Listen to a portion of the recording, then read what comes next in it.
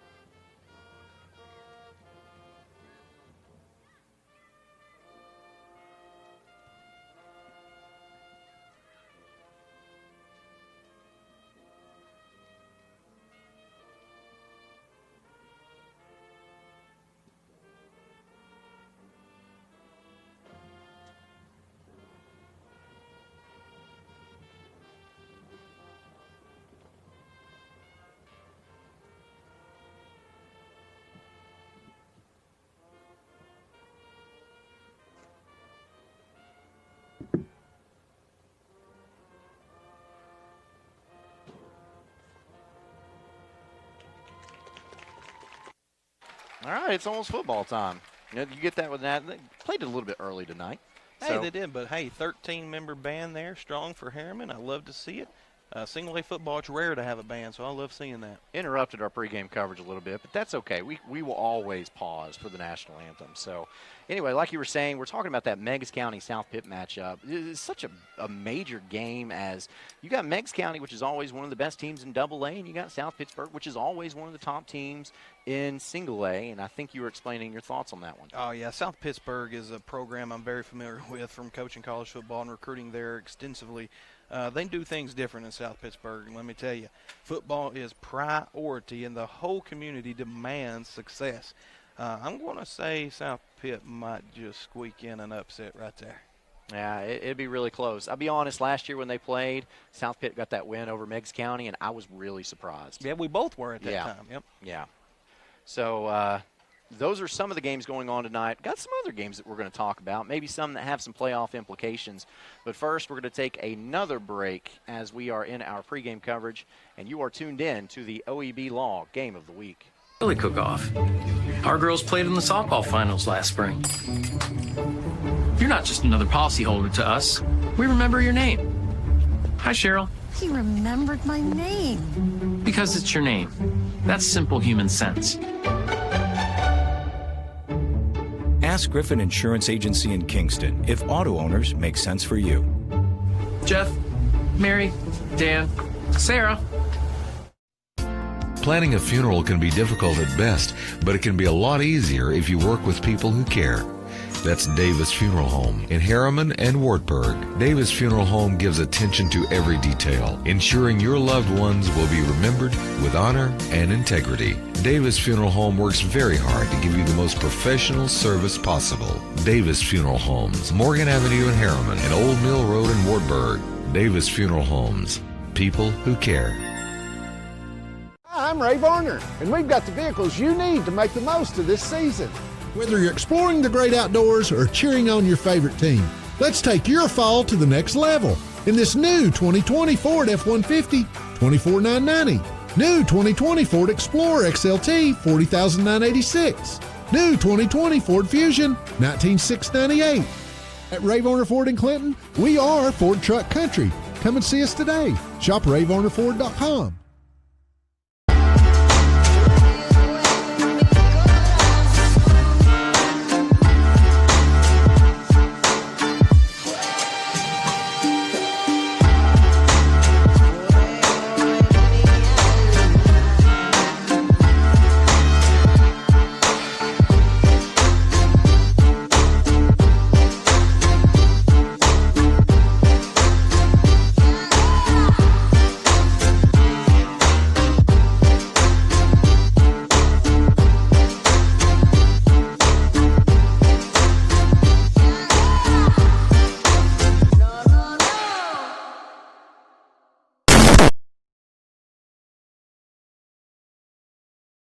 Gibson along with you for the OEB Law Game of the Week. OEB turns your rack into a check. Any rack, big or small, can turn your life upside down with bills, inconvenience, lost wages, and stress. OEB understands and knows you need a full and fair compensation for those losses and to help you get your life back to as normal as possible. That's OEB. Go to reckontoacheck.com for more information, or you can give a call to 865-546-1111.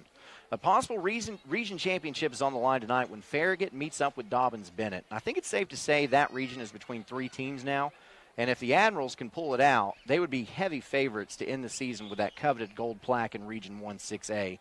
That game taking place in the Knoxville province. Your thoughts? Well, if Farragut is going to win tonight, they have got to get that offense going, as DB, listen to this, has only been allowing 2.8 points per game.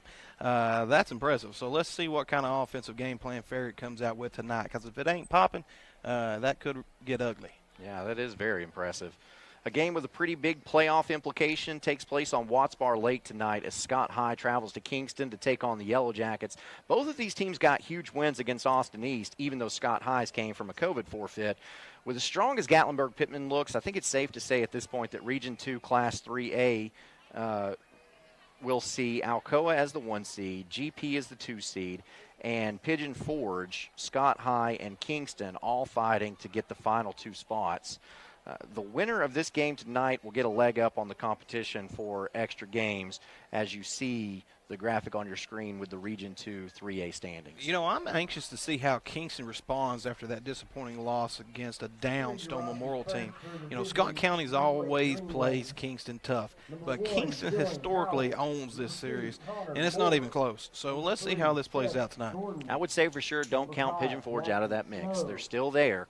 But this Kingston-Scott High game, let's say that Pigeon Forge does find a way to get into that 3rd spot. This game tonight could determine who gets that 4th spot, so we'll see what happens. We'll keep our eye on that score to give you updates. You know, Rockwood's riding high after defeating Oneida last week in a classic traditional football game. I had a whole lot planned to talk about pertaining to the Tigers this week, but the regularly scheduled game against Cumberland County got canceled. Why? COVID-19, of course.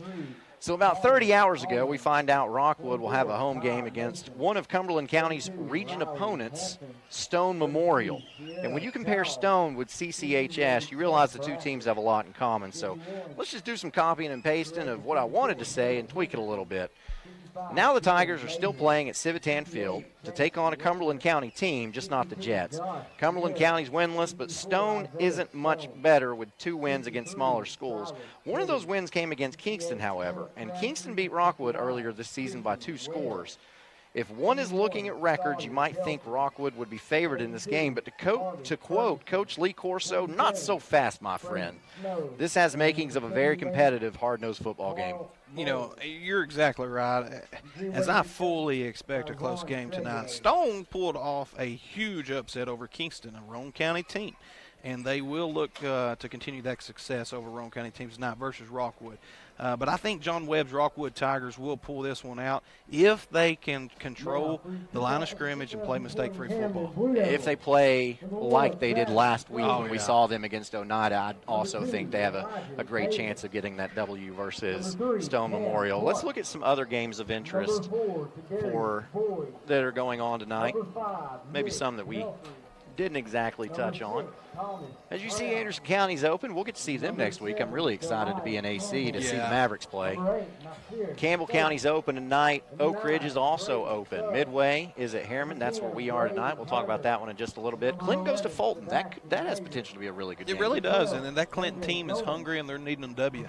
Sunbright's at Oliver Springs. Stone Memorial is at Rockwood. We talked about that one. Kingston Scott. Jellicoe at Wartburg. The Bulldogs are going to look to try to get finally a win on the season as they take on the Blue Devils of Jellicoe. Yeah, Wartburg's hungry for it, and they deserve it up there. All right, and since we're so close to the end of the season, let's take a look and run through the region standings in just a moment, because it's almost playoff time. It is. So you see on your screen the Region 2 1A standings. You've got Coalfield sitting atop there. Coalfield has already clinched a playoff berth. You've got Oliver Springs right there behind them, and this Oliver Springs Midway Coalfield battle to see who gets that 1, 2, and 3 spot will be fun because, all those games.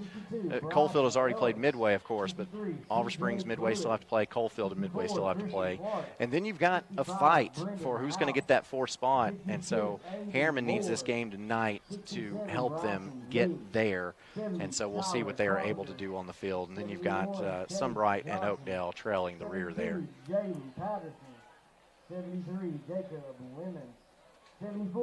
In your Region 2 2A standings, Meigs County, of course, undefeated, sitting up top. Then you've got Oneida and you've got Rockwood. Now you're wondering, why is Oneida in front of Rockwood since Rockwood beat Oneida last week? Well, it's just a technicality because the region record, Oneida has 2 region wins. Rockwood only has 1.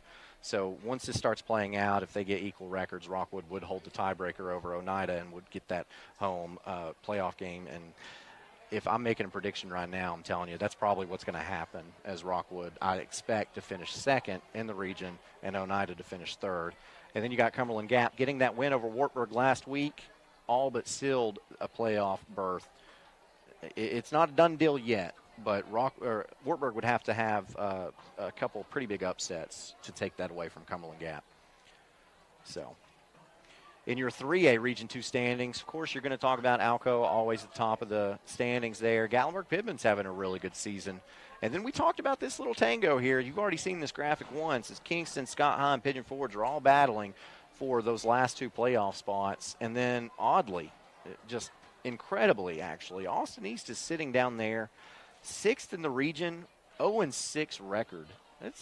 It's been a while, but I have seen it several times. It comes in spurts at Austin East and Fulton right now. I've actually never seen that at Fulton, so surprising.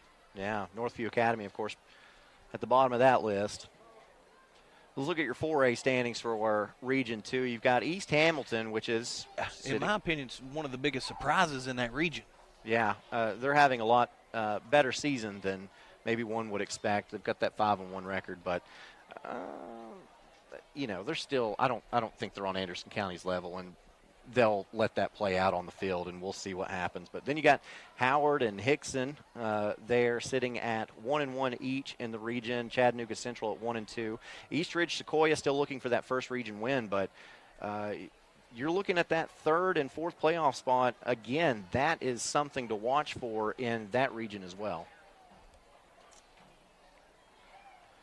In 5A, Knox West is leading that region after getting the win last night against Powell. And for West is always solid with Coach Cummings, always solid. But I've not seen them, up top of this region.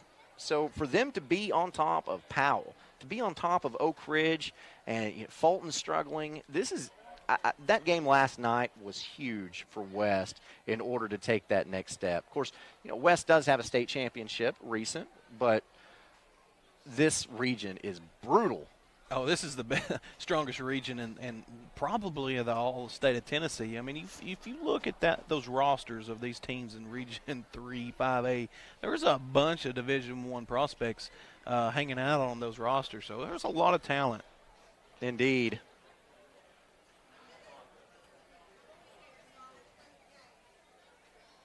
All right, I tell you what. Let's look at these AP polls. You got West sitting at number 1, followed by Powell, and then Central. It's amazing that those 3 teams are all in the Knoxville area. Yeah, and close. And close together, yeah. You got Beach, and then Summit, Ray County, which, by the way, Beach sitting at 4. Powell played them to start the season and won that game. So Powell has a victory over the number 3 and the number 4 team in the state and played the number 1 team in the state last night. So if you want to talk about a gauntlet, talk about the run that Powell has been on. And then, of course, Summit, Ray County, South Doyle, Henry County, Knox Carter, and Tennessee. And look how many Knox County teams were in that. Yeah. 5. I mean, that's impressive. You're talking about football in Tennessee, the level of competition has improved over the years immensely. It's sort of shifted, and there's a lot of contributing factors as to why, but D1, all the Knox County schools getting the turf fields, there's a lot of factors going into that as why the talent level in East Tennessee has skyrocketed over the last 12 years. Your 6A poll sees Oakland up top, followed by Maryville, followed by Dobbins Bennett, McMinn County, Riverdale, Brentwood, Ravenwood, And Bradley Central, Mount Juliet, Farragut. Interesting note, Bradley Central sitting there at 8, played Maryville last night and was leading at halftime. Maryville ended up running away with that in the second half. But, the Rebels of Maryville trailed at halftime against Bradley Central. So that's something you won't see very often. And going to Class 1A, you've got South Pitt sitting up top. That's no surprise. Copper Basin at number 2, though, is a little bit of a surprise. I can't remember the last time I seen Copper Basin 7-0. I mean, they got a strong program down there. I remember seeing them battle it out with Coalfield over the years. Yeah. But 7-0 is impressive. Yeah, that was a common playoff matchup for a couple of years there.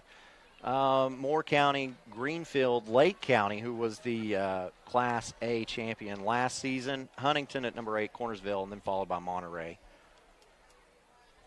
In 2A, you've got Peabody at 1, followed by Meigs County at 2. And again, Peabody, Meigs County, that was your state championship game last year. So both of those programs keeping the momentum from last season going. You better keep an eye on Lewis County. They know how to play football up there, and they've had a football coach that's been there for about 40 years, and they're tough. Watertown, Bledsoe, South Green, Hampton, Marion County, Trousdale County, and McKenzie rounding out the top 4 Class 2A. And then in 3A, of course, Alcoa getting all the number 1 votes there. Across the board. Got Red Bank coming in at 2nd. How about Loudon right there at 4th? Loudon, a very solid football program. Covington, Pearl Cone, Fairview, Kingston coming in at number 8 on that AP poll. That's something the Yellow Jacket fans have to be pretty proud of. Followed by Claiborne County and South Gibson, no relation. No. All right, I tell you what, we've got a good one brewing here at Harriman as Midway is in town, and we'll go over that when we get back. You're tuned in to the OEB Law Game of the Week. OEB Law is excited to be a part of this year's football season. School spirit is at an all-time high. OEB Law is proud to give back and support our community. Come cheer on these great teams with us. And remember, if you've been injured or need legal help, OEB Law will be there for you. So visit wreckintoacheck.com or give us a call, 865-546-1111, and let OEB Law turn your wreck into a check. The Harriman Utility Board is committed to providing safe and reliable natural gas service to our customers in Harriman and Roane County through the use of safe operational procedures with trained and knowledgeable personnel. An odorant is added to natural gas and maintained to a certain level so that in the event of a gas leak it can be easily detected. If you smell or suspect a natural gas leak, please call the Harriman Utility Board at 882-3242. We can be reached 24 hours a day, 7 days a week. Evans Mortuary has been serving the needs of families in and around Roane County since 1976. As established members of our hometown community, we understand the security of dealing with people you know you can trust. We build our reputation on this trust. The Evans family appreciates the confidence the community has expressed in us over the years and will constantly strive to earn that favor. Evans Mortuary, 805 North Gateway. Here is Helen Hammer. Thank you, Mr. Walker. A lot of years have passed since that TV ad. Hammer stores are still offering up-to-the-minute fashions for men and women, famous label outdoor wear and boots, area rugs, and exciting purchases. All at Hammer's famous low prices. Race on down!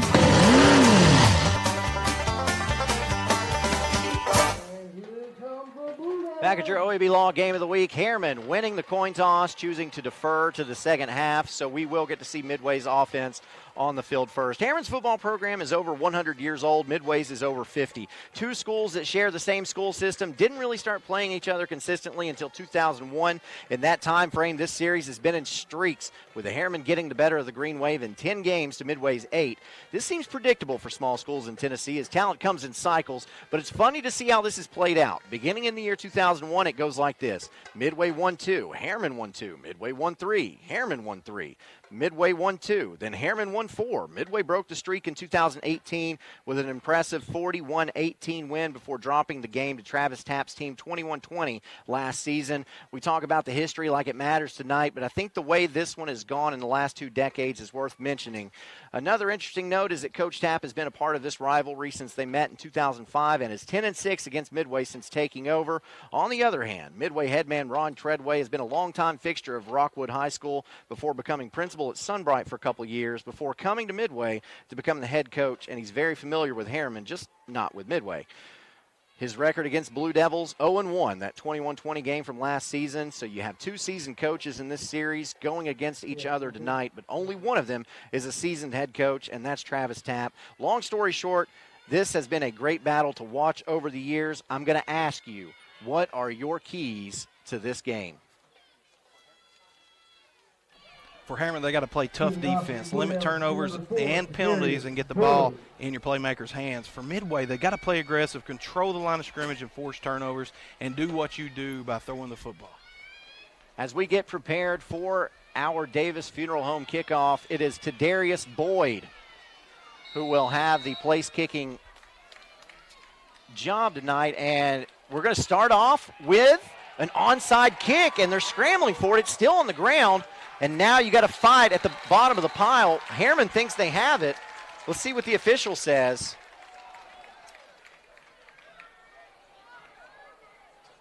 They're going to fight for it.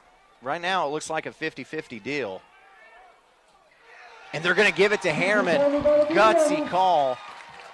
Harriman comes out. Dylan Coca's the captain. Wins the coin toss. Decides to defer to the second half, and you know that Coach Tapp had that. He said, listen, win me this coin toss, we're going to kick an onside kick, and we're going to start off with the ball in the first half and the second half. Yeah, big-time confidence there by the head football coach calling that onside kick right off the rip there. He's got his team fired up.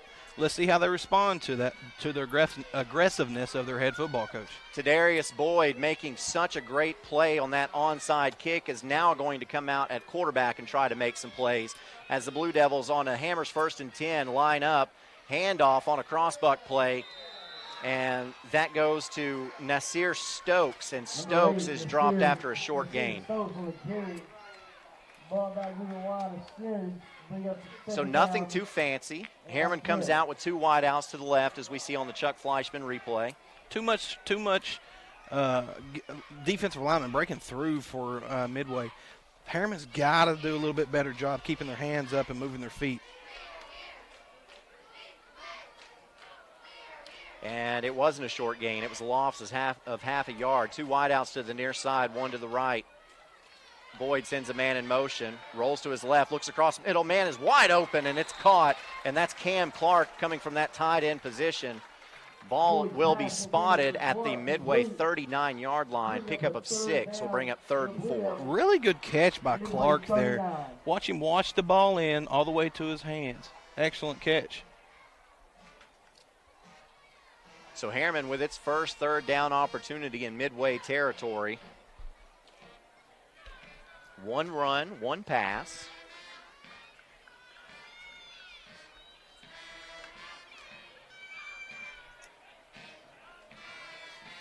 Harriman will send 2 to the left, 1 to the right.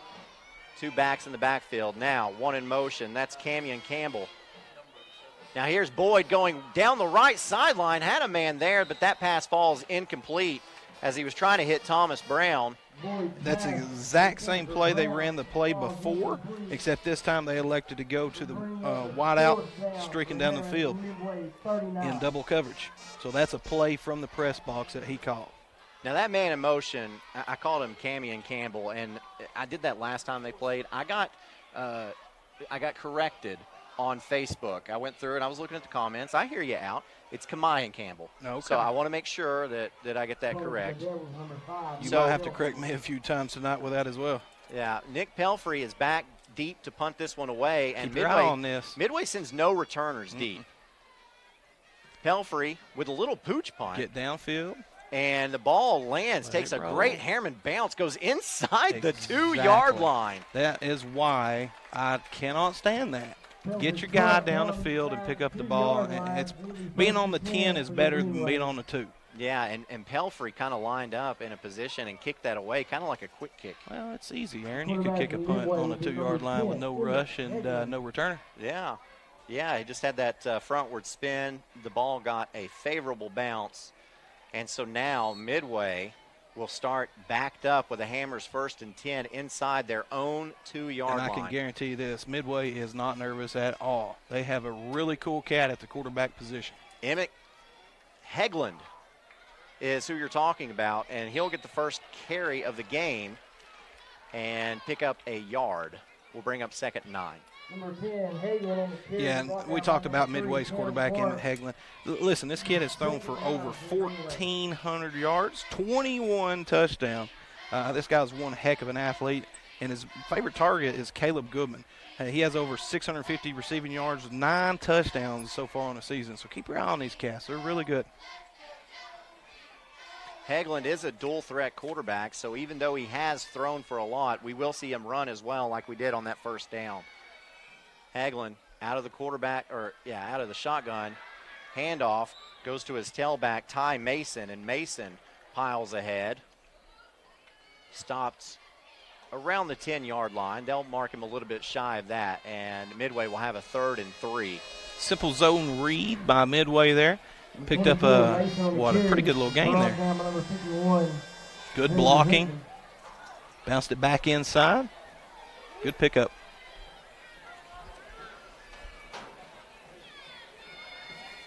Good run by Mason. Didn't start the season as the running back for this Midway team. And now here's a quick pass over the middle. Wide open. It's Declan Brewer, and Brewer gets out to the 46-yard line before he's brought down. Yeah, Declan Brewer is one of the many recipients of those 21 touchdowns that Mr. Hegland has thrown. As you see there, Harriman was in man coverage. The linebackers got lost in the play action. They just dumped it right over their heads for a huge pickup. They give him the 47. That's a 38-yard gain for Midway, and Midway is in business with another Hammers 1st and 10. And Harriman staying in the man coverage. Midway with a tight end to the right, 2 wideouts to the left. Hegland back to pass, looks, finds his man. That pass is complete, and breaking a tackle, getting out to about the 44-yard line. Hegland pass complete to number 3, Seth Gordon. And that goes to Seth Gordon. Number 7 to Mike Campbell. To a gain of 8, 2nd down and 2 for the Green Waves. And really nothing fancy there. No, it's easy pitch and catch. You're in man coverage. Harriman should have a lot of pressure.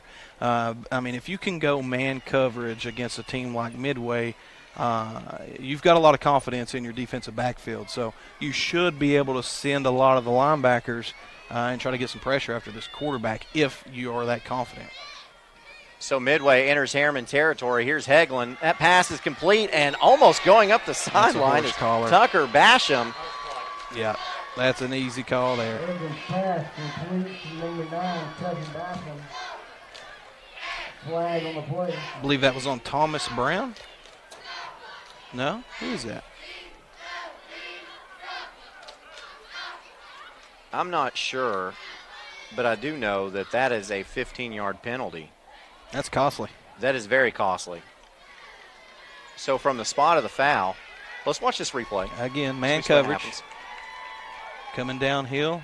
That's a very easy call. The personal foul, horse calling on Harriman. Yeah, it looks like Thomas Brown. And that did go against Thomas Brown. So after the penalty, Midway has a Hammers 1st and 10 from the 22-yard line of Harriman. Hegland, handoff up the middle and finding some running room all the way down close to the 10-yard line. Number 24, Tom Mason on the carry. Is Mason again. The ball down inside the Mason very patient, as you see on this replay. Missed tackles by Harriman. Yeah. They broke through the line of scrimmage. Really good job by Midway of sealing that offensive line off, but Harriman just missed some tackles, touched him in the backfield. And that is enough for another Hammers 1st and 10. Ball spotted at the 12-yard line. Here's Hegland in a pistol set. Fakes to Mason and now throws a fade pattern to the back of the end zone. That pass is intended for Declan Brewer, and falls just shy of his hands, so that is an incomplete pass. We'll bring up 2nd and 10. Brady Stubbs on the coverage there did a really good job. He missed the ball in the air, but still pretty tight coverage. Number 7, Declan Brewer, is 2nd down, 10 Greenway. Able to keep the receiver outside, and that pass went inside. If I'm Midway, I like my matchups here in the passing game with Harriman's defense. You got man coverage on the top of the field here with 2 wide receivers. So here's Hagelin. Handoff Mason. Mason can't find a lot of running room up the middle as he's met first on the play by Harriman Stokes. A pickup of, they're going to give him 1.5, so we'll call it 3rd and 8. Brought down by number 60, Mason Coca. Bring up 3rd and 8. 3rd down, so if you're Midway's offensive coordinator, what are you thinking here, Aaron? Well, like you said, you got to look at your matchups. If Harriman's coming out in a man defense, then you got to try to take advantage of the wide side of the field.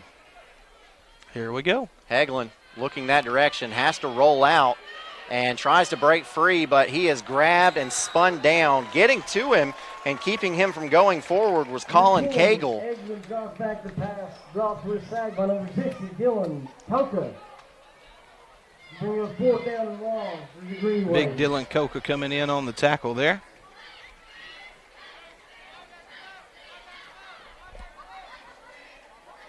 And so now Midway, in single A, this is an obvious 4th down play. Again, man coverage on the top side of the field. And this would be a big stand for Harriman. Watch for the same play, opposite side of the field. Yeah, Hagelin rolling to his left, looks across the middle, has a man there, and that pass is touchdown. bobbled. He caught it, touchdown. And caught, brought What in, a touchdown, play. Midway. Jackson Snow coming in huge, the senior, with the sticky hands. Beautiful concentration on that play.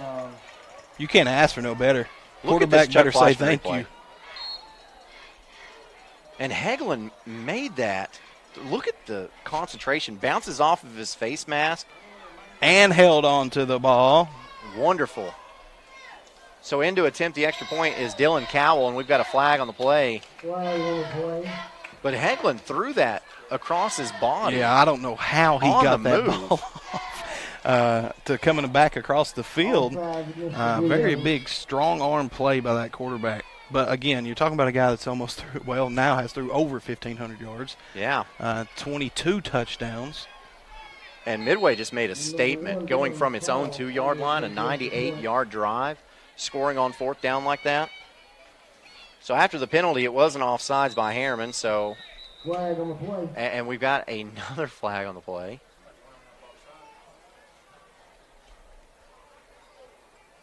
Yeah, that's really frustrating if you're the Harriman coaching staff there. You're waiting on somebody to be a leader and get everybody lined up correctly. And I tell you what, you get 2 offside penalties right here. You move half the distance to the goal. I think you got to go for 2 here. You know, in a good old Roane County rivalry, I would too, Aaron. Yeah, we've got a timeout on the field with 5 minutes left. And Midway, will they call a timeout, or they're going to talk about it? They're going to think about going for 2 anyway, and I believe I would too. Hey, Roane County Commission Chairperson Randy Ellis says, "Go Blue Devils." Randy is a graduate of Harriman High School and supports the Blue Devils. Randy is a proud 2nd District Congressman or Commission Chairperson from Roane County and wants to make Roane County a better place for us all. That is Randy Ellis in attendance tonight, and I know that for a fact because he parked beside me. We got here about the same time tonight. You'll see Randy at every Harriman Blue Devil game.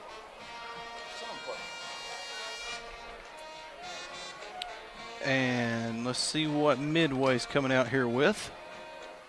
Yeah. Looks like a classic what? The ball is 11 now. personnel. Yeah, they're going to run a pistol set. Watch for some sort of a zone read right here. They got that H back. Going to probably come across and block. So here's Hagelin. Nope. No, drops back to pass. And now he's going to dive for the end zone, and Yeah, I should have seen that coming. It's good. Midway leads this one 8-0 to start this football game. 5 minutes remaining in the first quarter. We've already seen a score on the board in Midway's first drive on your OEB Law Game of the Week. OEB Law is excited to be a part of this year's football season. School spirit is at an all-time high. OEB Law is proud to give back and support our community. Come cheer on these great teams with us. And remember, if you've been injured or need legal help, OEB Law will be there for you. So visit wreckintoacheck.com or give us a call, 865-546-1111, and let OEB Law turn your wreck into a check.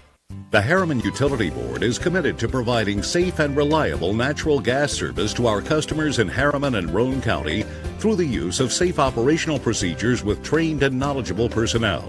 An odorant is added to natural gas and maintained to a certain level so that in the event of a gas leak it can be easily detected. If you smell or suspect a natural gas leak, please call the Harriman Utility Board at 882-3242. We can be reached 24 hours a day, 7 days a week. And welcome back to your OEB Law Game of the Week. I am Aaron Harvey as Midway gets set to kick this one off with Cowell. And Cowell kicks it short up into the air and a stop in the play. I didn't see it, but apparently Campbell called for a fair catch and got it. So I wonder, because we see that sometimes in Class A, you see some teams just kind of pooch it up in the air. So I wonder if that's what we're going to see all night from Midway. I'd say that's a safe assumption because they don't want to kick it deep to the Harriman athletes. So Boyd leads his team back out on the field with good field position again on this Hammers 1st and 10. 2 wideouts to the right side, 1 to the left, 2 backs in the backfield. And here is the handoff, and it's Stokes. And Stokes has some running room, picks up about 3. And I'll be honest, I thought he had more running room than that. Yeah, I was watching the offensive line there. They did a pretty good job of trying to seal the edge, and I lost the running back there. Let's see what happened. Chuck Fleischman is happy to show you what happened. The really good job by number 14, Midway, Cyrus True, coming up from the cornerback position of sealing that edge. Flew to the football. Yeah, he did. He created that whole play. That would have been a huge pickup. If you can run a play action off that, if you're Harriman, you might have some success because he's biting on the run hard.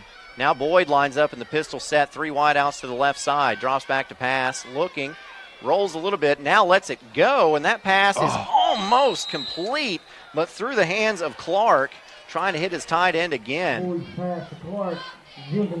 Good ball. Put it where it needed to be. Just awkward body positioning by the Harriman wide receiver. That's a hard catch to make once you start twisting like that. That's unfortunate. You see ball. Boyd is not afraid to throw that football. That was a nice throw. It was. Good coverage there by number 5 of Midway, Jackson Snow, the senior coming in clutch. So a third down here, 3rd and 7, Boyd. 5-step drop, sets up the screen pass, which falls incomplete. He was trying to hit Stokes, and I think Midway stayed home and played that very well. Yeah, Dylan Meza, the senior defensive lineman. Watch him here, number 55, recognizes screen, immediately sees the running back, and creates the play. Good call.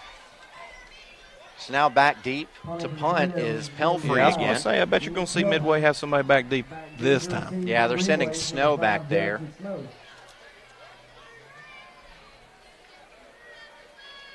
Pelfrey gets a snap, and it is, I think it was blocked. And ball rolls dead at the 43-yard line of Seth Midway. Gordon, the junior, coming in big, getting his hands on the punt. Looked like he was not touched. Came through unbroken and blocked the punt. That's huge. That saves you about potentially 20 to 30 yards there. Yeah, it was blocked. Great job by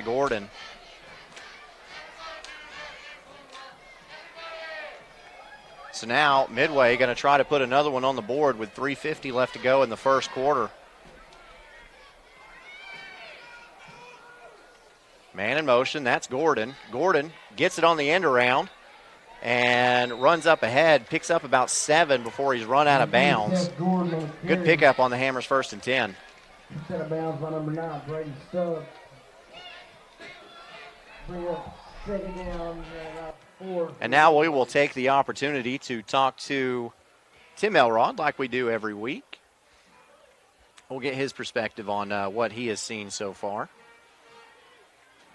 All right, Mr. Elrod, you weren't here for the scoring play before, but we're going to see if you can keep this streak alive of teams scoring when you get on the air.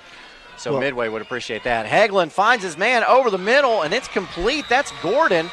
And again, a bobbled catch. That's about the third of those that Midway's had tonight. Right. That was an outstanding catch in the end zone for that touchdown for them. Just outstanding. Midway looks very solid. I think didn't they get beat last week by Cofield? They did. So yes, they did. They look like they're playing with a little bit of attitude tonight. Harriman comes out, great crowd here tonight. It's Harriman football, and people get excited about it. Everybody's here, and it's. I think it's going to turn into a good game, no doubt about it. I do as well. As Hagelin hands off to his back, that's Mason, and Mason is gobbled up around the line of scrimmage. Maybe picks up 1 on that Hammers 1st and 10. So you get to come out to Harriman High School, some really cool game day experiences. As when the Blue Devils walk out, they walk through the stands and get the crowd involved that way. Yeah, I get to go to a lot of games in East Tennessee, and when you come to the single A school level, the excitement and the fans are the same as at the 5A level, but I believe they're a little more passionate about it. And as Harriman comes through the stands, or you go, got a fumble, and Hagelin picks it up. He's going to run with it. And if you're Harriman, you don't want Hagelin to pick that up because he's a dual-threat quarterback and he knows what to do. And somehow, some way, still ends up picking up 2 yards off of that fumbled snap, which will bring up about a 3rd and 6. Harriman's interior line, they've been playing solid tonight. I mean, up the middle, it's tough sledding for Midway, but they clearly have an advantage going over the middle and testing the edges, no doubt. Yeah, here's where the rubber meets the road for you, Mr. Elrod. We're going to see if Midway can keep this drive alive.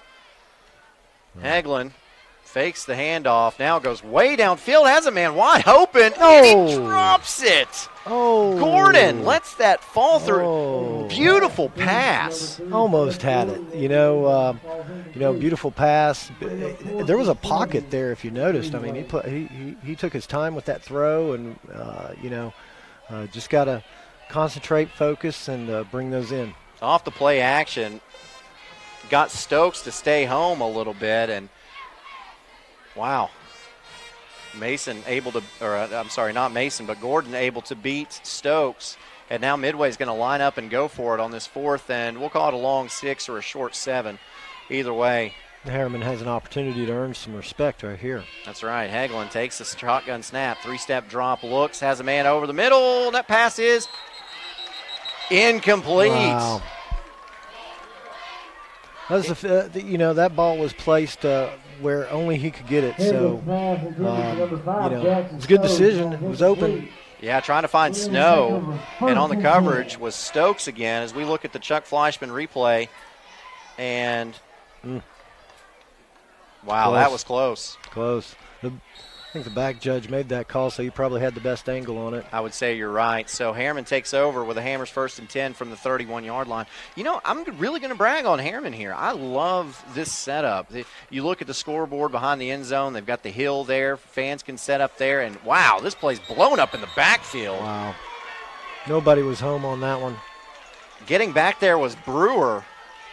And Stokes had nowhere to go as we're under a minute left to go in this first quarter. And then this press box, it's a 2-level press box. You've got different rooms available for media, and so you got a lot of room up here. You can stay socially distanced. I really like coming to Harriman. Yeah, Harriman's a good place to watch a ball game. It's a beautiful night. I thought it was going to rain, but looks like that's held off. But I think that grass is a little slick out there. Yeah, because we saw that on the kickoff. So. Yeah, it did rain earlier today. So the field is a little bit wet as we might be looking at the final play of the first quarter. 2nd and long as here's Boyd. Boyd tries to hit his receiver out wide. It's Stokes, and that ball is incomplete. 2 chances at it. He didn't give it to him. I think Clark thought he had it. Now, see, that was an incomplete pass, so it should have stopped the clock, but the clock continued to run and stopped with 1.4 seconds. So let's Which is odd because we're here at Harriman. Yeah. Looking at this replay, I think Clark caught it. I think he has a really good case. Well, I think he did express some concern to the referee there, but you got to play the next play on that. And we do have a timeout on the field. So Harriman wants to talk about what they want to do on this 3rd and 14. So we're in week 8 of high school football, Mr. Elrod. It's been a great year. I want to get your perspective because, like you said, you get to see a lot of high school football. What has been maybe one of your biggest surprises this season so far? I think the level of competition has not been affected as much as I think people were thinking it might be. I think the kids have adjusted. I think right now, maybe even last week, they were hitting their strides, and they're in. This is what you get. Even had they had all that time to prepare, they've shortened it down, and everybody's playing good ball. There's no sloppiness to it like sometimes you see. But whether you're at 6A, 5A, whatever the classification is, the kids are having fun. I think they appreciate it more. When you look at the sidelines and those guys, they may not get in the game, but they're into the game. That's because I think they realize how fortunate they are to be playing the game. So I'm sure that hopefully it bleeds over into their academics and into the classrooms, and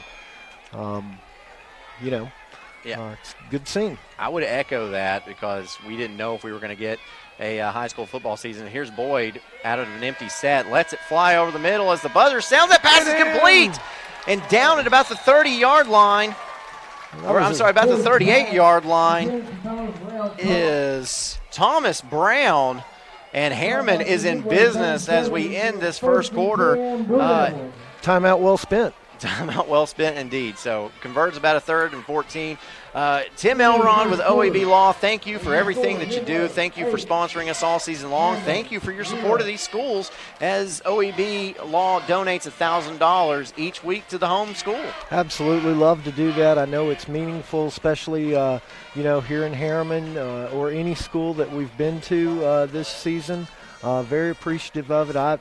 We're very fortunate to represent a lot of the people out this way, and it's just the right thing to do is to give back because if they need legal help, if they need something, they're going to call me, and we're happy to help them. And if we can't help them, we point them in the right direction and get them taken care of, just like they were our family. So that's what we do. Just FYI, if Harriman scores on this drive, I'm going to give you credit. All right. Well, we'll let somebody else make that call. All right. Tim Elrod, OEB Law, thank you so much again for joining us. All right. Thank you. So after the first quarter, Harriman has the football and on the move, as able to convert that 3rd and 14. Boyd hits Thomas Brown over the middle. So you were sitting here watching as that went on. You weren't a part of our conversation, but some pretty big plays out there. Yeah, well, every time Mr. Elrod joins us here in the press box, it seems like always something like that's kicking off. It's magic. Big-time play by Harriman, though, right? Yeah, Boyd was just looking for that connection. Hasn't really had it going in the passing game so far. Let's see here. They're in empty formation. But Thomas Brown made an excellent catch over the middle. And this is the same formation they were in when they converted that 3rd and 14, sending 5 wide outs, 3 to the left, 2 to the right on this Hammers 1st and 10. Boyd fumbles the snap a little bit, now has it, lets it fly way downfield, has a man there. It's Clark. Clark loses the football. Oh, man. On the fall, the ground calls the incompletion. I tell you what, that almost, because he did have it so long, almost looked like it could have been a fumble, but as it was an incomplete pass, as Clark not able to bring that down. Unfortunate for Harriman, but I like the aggressiveness. Throw that ball downfield and let these athletes go after it. And Boyd, like I've already said today, he's not afraid to throw that football. No, he is one confident guy. And, you know, his brightest football is ahead of him. He's going to be a dandy football player down here for Harriman. So 5 wide outs again, as you see 3 to the left there on your screen. Boyd drops back to pass. Now sets up a wide receiver screen. It's Clark.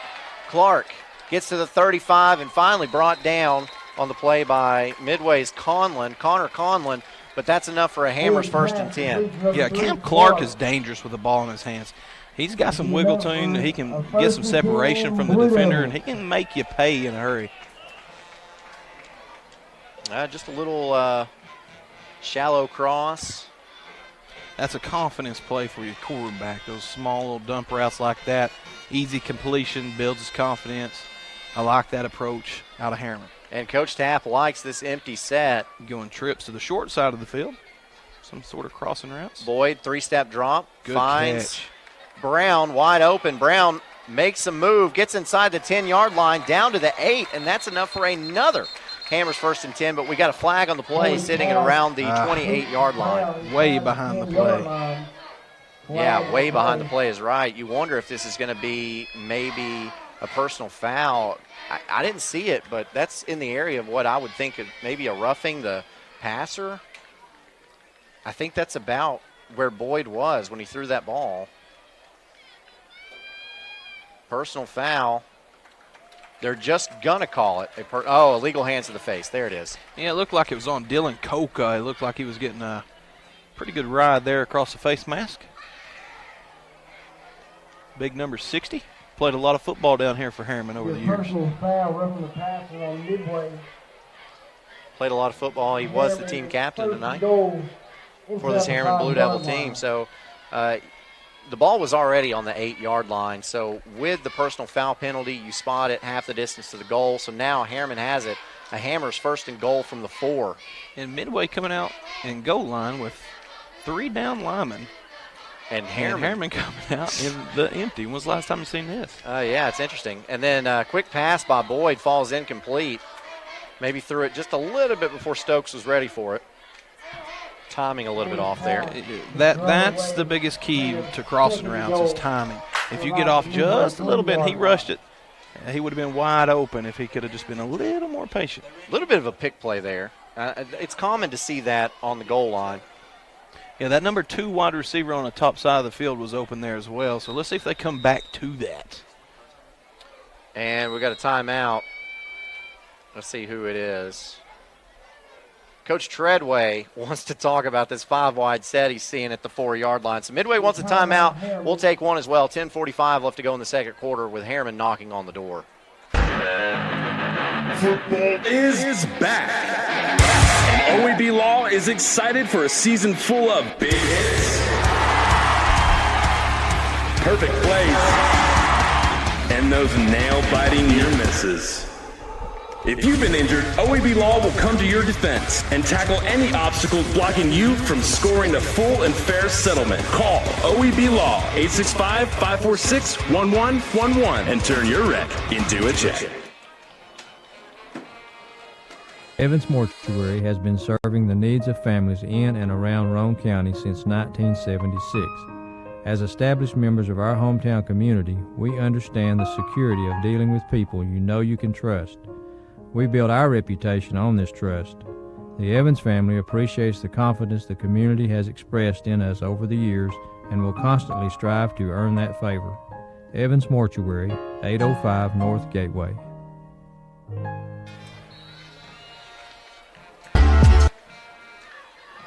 Harriman has a 2nd and goal from the 4. This time lines up 3 wide to the right. Handoff goes straight up the middle, and diving for the end zone is Campbell, and Campbell is just shy of 6 points. What an effort out of Campbell. He is a very talented guy. He kept twisting, fighting, scratching for everything he could get, and got close to getting it across that goal line. So now, if you can see very well on your screen where that ball is placed, just right on the goal line. I mean, and that's a great run by Campbell. It really is. Let's see what the offensive coordinator decides to do here. Be interesting. Shotgun. A pistol set, 3 wide outs to the short side of the field. Handoff again, and Campbell walks in this time. Touchdown, Harriman. 10 minutes exactly remaining in this first half, and now Harriman will decide whether or not they want to kick an extra point or if they want to go for 2 to tie this one up. I'd say they're going to go for 2 here. Let's see what they decide. Boyd on the sideline talking to Coach Tapp with Pelfrey. So Boyd and Pelfrey running onto the field. Under 10 seconds left to go on that play clock, and now Harriman's going to have to take a timeout. That is not where you want to use a timeout, ladies and gentlemen.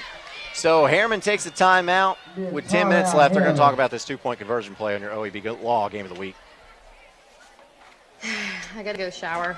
It's laundry night. Dishwasher needs to run. And the Hot Water Wars. A Rinnai tankless water heater gives you an endless supply of hot water for everything you need to do. Feel the comforts of home with natural gas. Natural gas tankless water heaters cost almost 3 times less to operate annually than the electric models. Make the switch today. Rinnai, hot water for all. OEB Law Game of the Week. Harriman still in that timeout as you see Coach Tapp on the screen talking to his team. Wants to get the right play call in for this 2-point conversion. Took a little bit too long talking to his quarterback. Better safe than sorry. I like the timeout. I know it's not the ideal time for a timeout, but hey, this is a big 2-point conversion here. This could be a game decider later on down in the ball game. So take your time, talk it over, and let's make sure everyone is on the same page. Well, you know, as the cliche goes, you can't take them with you. So man in motion, that's Stokes. Boyd drops back to pass, finds a guy over the middle. That pass is intercepted. 2-point conversion is no good. And so Midway maintains that lead. Now only 2 points, 8-6 with 10 minutes left to go in this first half. The Harriman Utility Board is committed to providing safe and reliable natural gas service to our customers in Harriman and Roane County through the use of safe operational procedures with trained and knowledgeable personnel.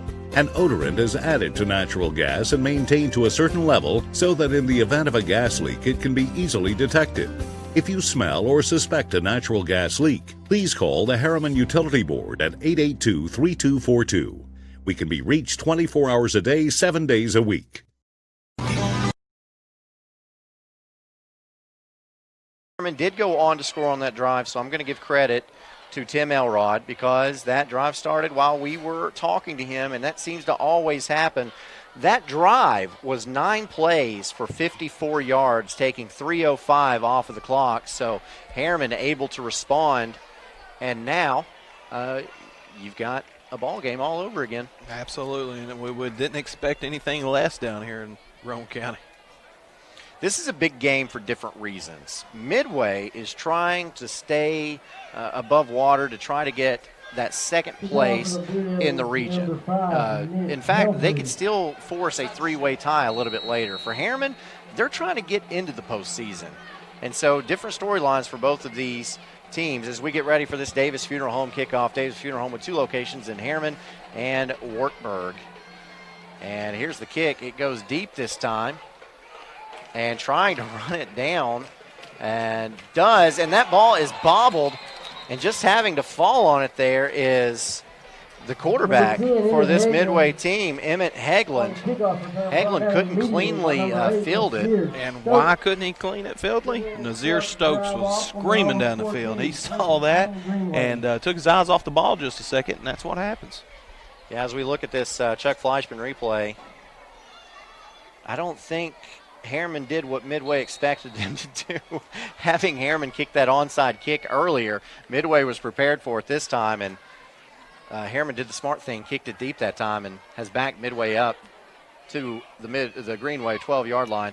Here is Hagelin, takes the snap, handoff goes to Mason. Mason finds running room somehow. That play could have been made in the backfield, but instead it's Mason getting up to about the 20-yard line. I'm liking the way Mason runs that football. You know, he's not the fastest, he's not the strongest, but he is one of the hardest to get down, and that's a testament to his strength. So I tell you, he's a dandy little running back for Midway. Bouncing off people like a pinball. Picks up 6, brings up 2nd and 4. Hagelin, 2 wideouts either side. Mason in the backfield with him. Shotgun snap.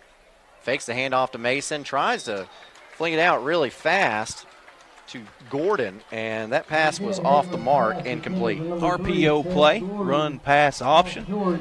He had a read there. He could have handed it off or keep it and run or throw the football.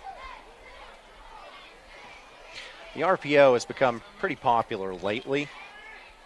You see that a lot in college, a little bit in the NFL now. But do you think that's a lot to put on a high school quarterback? Oh, it definitely is. But some say it's a little bit easier to do as a quarterback because you're able to run the football and you have so much help and run support that it opens up a lot of stuff down the field. Hagelin has a man wide open to the 30, to the 35, and pushed down from behind. And we've got a flag that comes out on the play. But, wow, able to find wide open. I think that was Brewer. I'll try to get a license plate number on that one. Brewer, the senior. He came back, tried to get a big block there, and they might have got him for cracked back or maybe even a targeting. Mr. Whitehat going to inform us of what's going on. Personal foul. Yeah, it is a crackback block, and that's on Midway. So Midway, a big gainer on that play, is going to be erased as we see this Chuck Fleischman replay. Let's see if we can find it. Boof, barely. Yeah, too close. If it's that close, you pull off. You pull off because that's why those 15-yarders hurt bad. When you were in high school, that wasn't a penalty. No. If it was, I wouldn't have been playing very much because that's what I was always trying to do. It's an effort play, so it's a close call, and, hey, it happens. So now Midway faces a 3rd and 4. Here's Hagelin, fakes the handoff to Mason, finds his man over the middle. That pass is complete. This time getting it to Snow, and that's enough for a Hammers 1st and 10. Good toss and good catch. Really good catch by Snow there coming on inside. Looked like a little short slant across the middle of the field, taking advantage of the linebackers. And that's a mismatch anytime. You got quick slant. Linebackers coming in, just replace them underneath. And credit Hagelin putting that ball in front of his receiver or on his receiver as opposed to behind.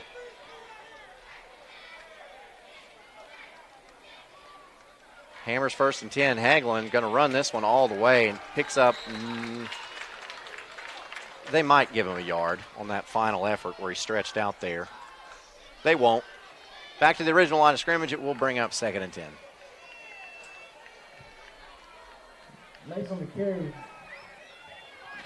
Yeah, Harriman ready for that one the entire way as staying home despite the quarterback,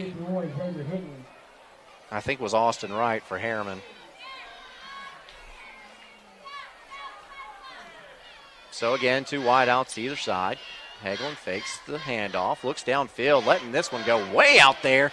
Has a man just overshoots Snow barely, but Snow was behind the secondary. Yeah, he had a step on him just a little bit overthrown. But that's a good miss. That's a miss that will back this defense up a little bit. I like that shot there. Gosh, that's a beautiful throw. Good job by the wide receiver of really stretching out and giving all effort to try to catch that ball.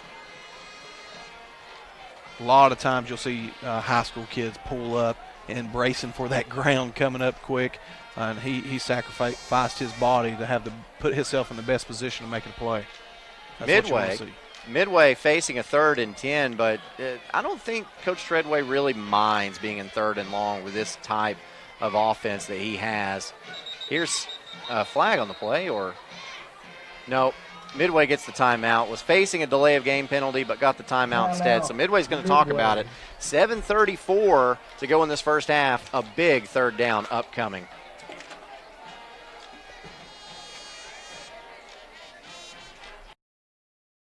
Hi, I'm Ray Varner, and we've got the vehicles you need to make the most of this season.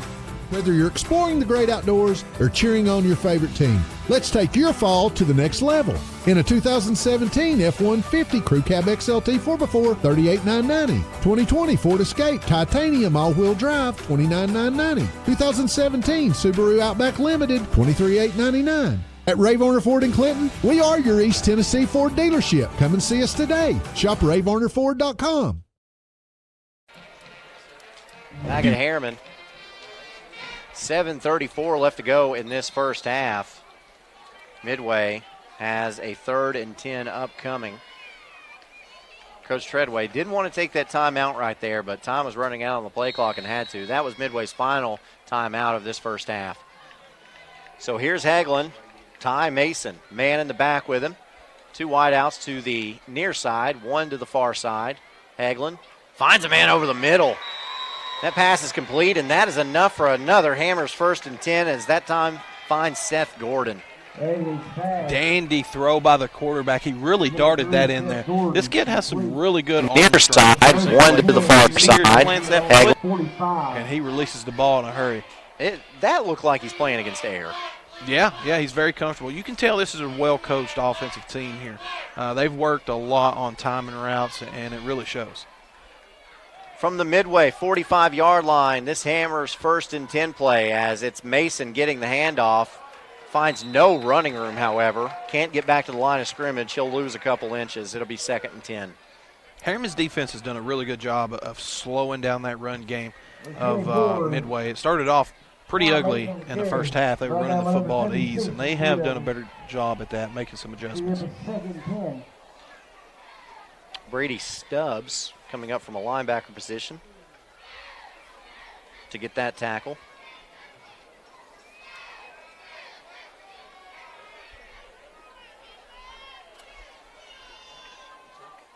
Hagelin has an H-back to the left.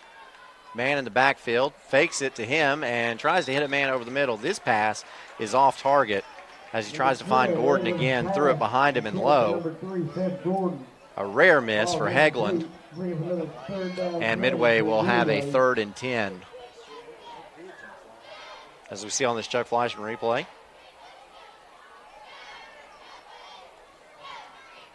Just a little bit off.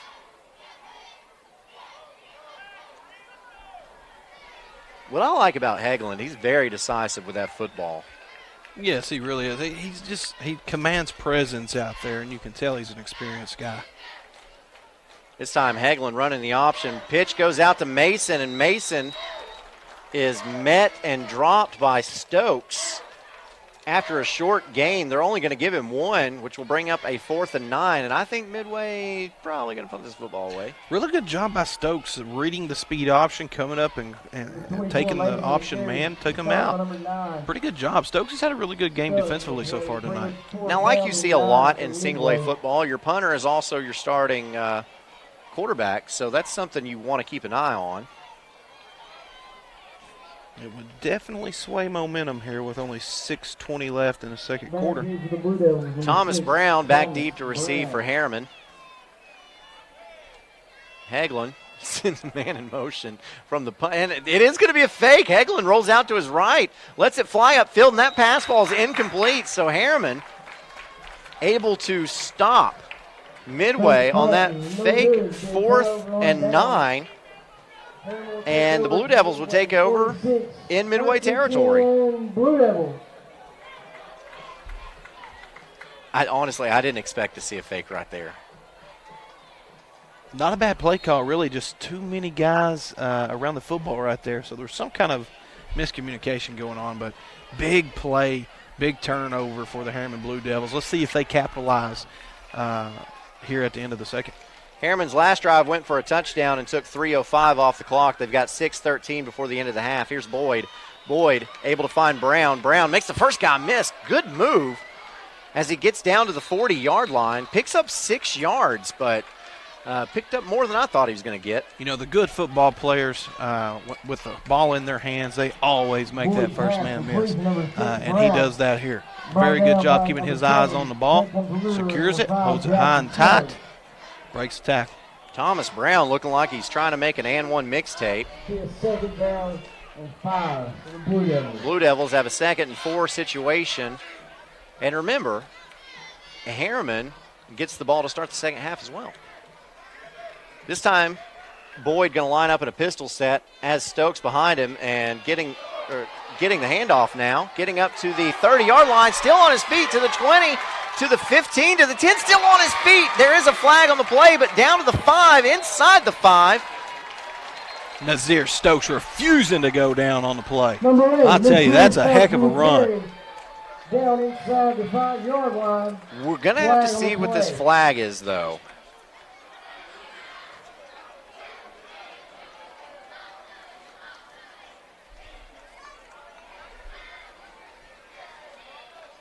And Tadarius Boyd indicates that this one's going on Midway. Did they see a face mask somewhere? Yep. Yeah. That's a 5-yard penalty. They're going to tack that on to the end of the run, which they can't tack on to the end of the run, so they'll mark it half the distance to the goal. Look at this run by Stokes. First and goal, Blue Devils. Slippery. Oh, I didn't see much of a face mask. More of a horse collar than anything, but yeah. At any rate, great run by Stokes. And you know what? It doesn't matter. It would have been half the distance to the goal. So Harriman has it. A Hammer's first and goal from the 2. Boyd lines up in the pistol again. 3 wideouts to the near side. Handoff up the middle. Stokes fighting for the end zone. Can't get there, however. Ran into big Conlon, sophomore linebacker coming in big with the stop. Makes it out to about the 1-yard line. Brought down by a host. Running that play that they scored on the first touchdown drive, and Stokes, met there by Conlon, and Conlon wasn't going to let him get by that time. He won that battle of Red Rover. Yeah, Stokes is what I would consider a scat back. He's a guy that you want in open field. He is on the smaller side in between the tackles, but I guarantee you he's going to run hard and low. And again, same formation, same play. Stokes up the middle, met again as Conlon brings him down. Now that's a man play by Conlon. That was big time.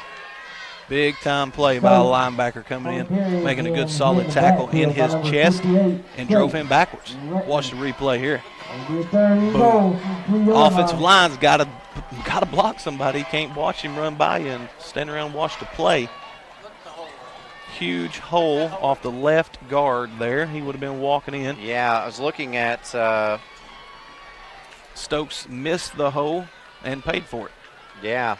Tanner Herron there looked like he was trying to chip block, and now a quick pass falls incomplete. And that was intended for Campbell, and now Harriman is facing a 4th and goal from the 2. This is a big play. Coach Tapp does have a timeout if he wants to take it to talk about what he's going to do here. And I believe he will. Not in any kind of hurry, though, to call that timeout. If he is going to call it, he sends Boyd back onto the field. 15 seconds left on the play clock. 3.5 minutes left on the game clock.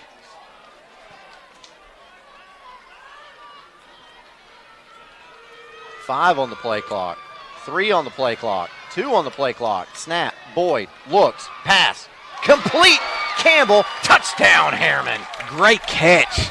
Great catch that time. Campbell, again, coming in clutch for the Harriman Blue Devils. Great hands on the play. If you can see this on the replay, this is how you want your wide receivers catching the ball. Hands only. So now Harriman went for 2 after their first drive. Yeah, look at this Chuck Fleischman replay. Watch his hands.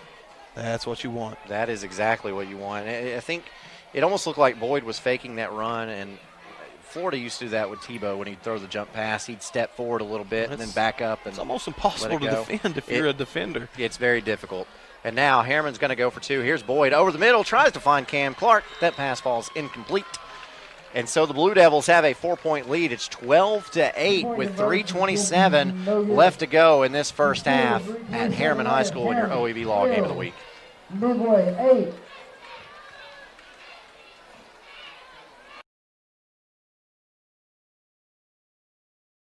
You've dreamed about the perfect house, a place to call your own, and a place to not only stretch out, but to grow.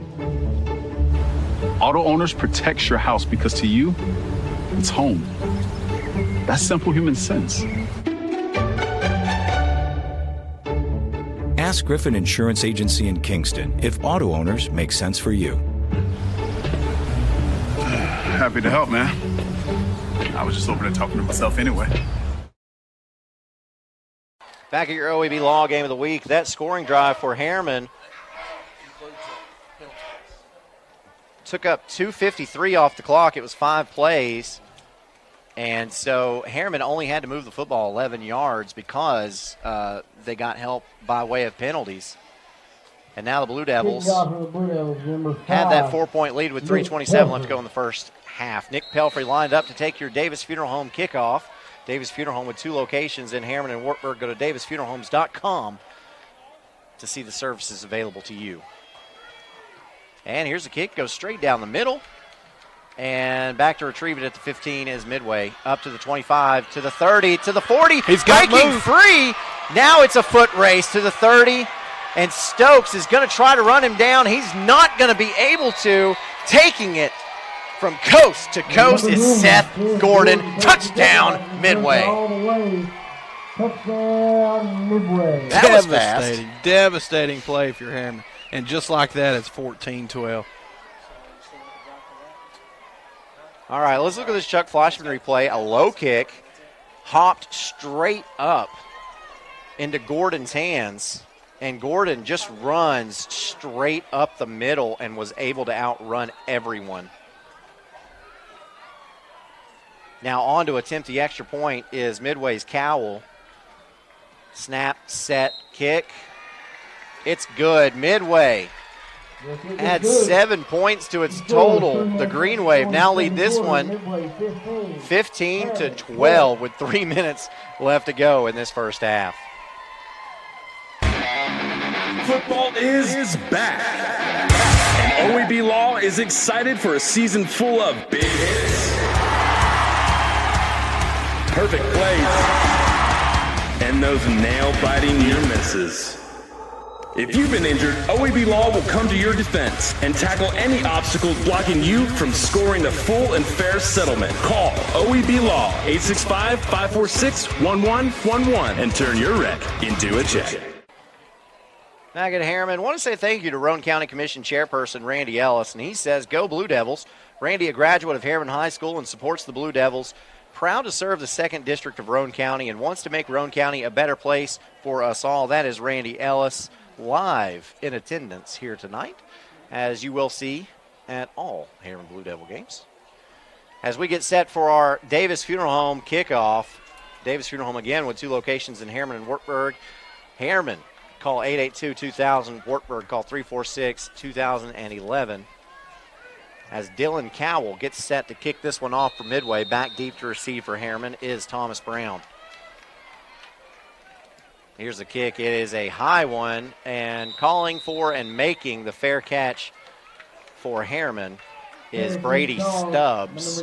And the Blue Devils will have a Hammers 1st and 10 from the 37-yard line. You've got 3 minutes left to try to get it in the end zone, and then you get the ball coming out to start the second half. You hope you don't give up a kickoff return for a touchdown, but you do have an advantageous position here. Yeah, I mean, 3 minutes is plenty enough time for Harriman to make something happen with the athletes that they have. But how important was those two-point conversions right now? You're setting at 12-15, 3 points. You missed two-point conversions. That's 4 points. You're leading by 1. Yeah, so here's Boyd, looks downfield, has a man across the middle. That pass is broken up, incomplete. Trying to hit Campbell that time. Would have been enough for the first down, I believe, but that pass falls incomplete, as we see on the replay.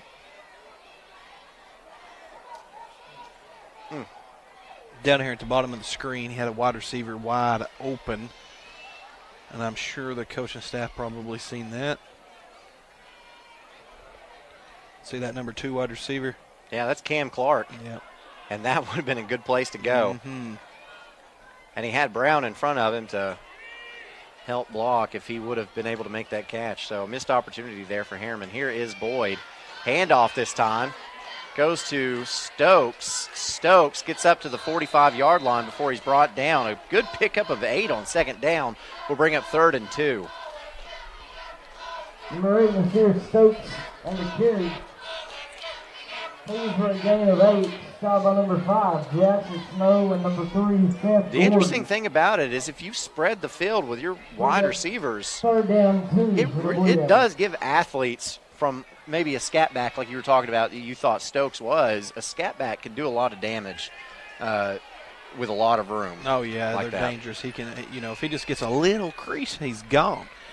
So clock running, 3rd and short. And here is that 3-wide set to the short side of the field again. And again, Harriman runs this play, and this will depend on where they mark it. It's going to be real close. Stokes on the carry. Yeah. First down. Oh, boy. 55, Dylan Mason. Oh, boy. That will be enough for a Hammers 1st and 10. I thought he got a little bit of a favorable spot, but I think maybe he would have gotten it anyway. That is definitely a favorable spot. I think he was short. Oh, did you see the Midway fans over there hooping Yeah. and hollering? Yeah. I think they saw the same thing you saw. Yeah, I think he was short of the 47-yard line. Empty formation for Harriman. 4-3 defense. And a wide receiver screen set up for Clark. Clark with running room up the middle, still on his feet, gets the 35, and Clark breaks free up the left sideline. He's got one man that can catch him. He doesn't. Touchdown, Harriman. What a response by the Harriman Blue Devils right there. You couldn't ask for anything better. Gracious. 1:26 left to go in this first half, and Harriman responds quickly. Started this drive with 3 minutes left. It took them just 1:34 to find pay dirt. As we see on this replay, a wide receiver screen, and the rest was Cam Clark. Having a heck of a ball game tonight. Having some fun there at the end. All right, empty formation. Again, Boyd lines up in the shotgun for a 2-point conversion. Quick pass, and that goes to what a catch. Stubbs. 2-point conversion is good. I'm sorry, no, that's Kamai Campbell. Yeah, who else? Campbell, the favorite play down here on the goal line for the Harriman Blue Devils. Target Campbell, easy pitch and catch. Boy, you've got an ugly score right now. It's Harriman 20, Midway 15 with 1:26 left to go in the first half.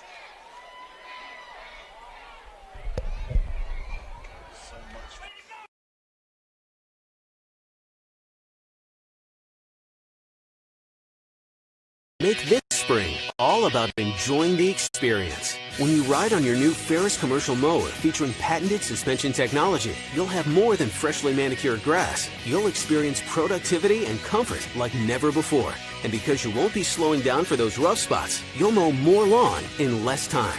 Ferris, experience suspension. XL Bowman & Son, 524 North Front Street in Rockwood.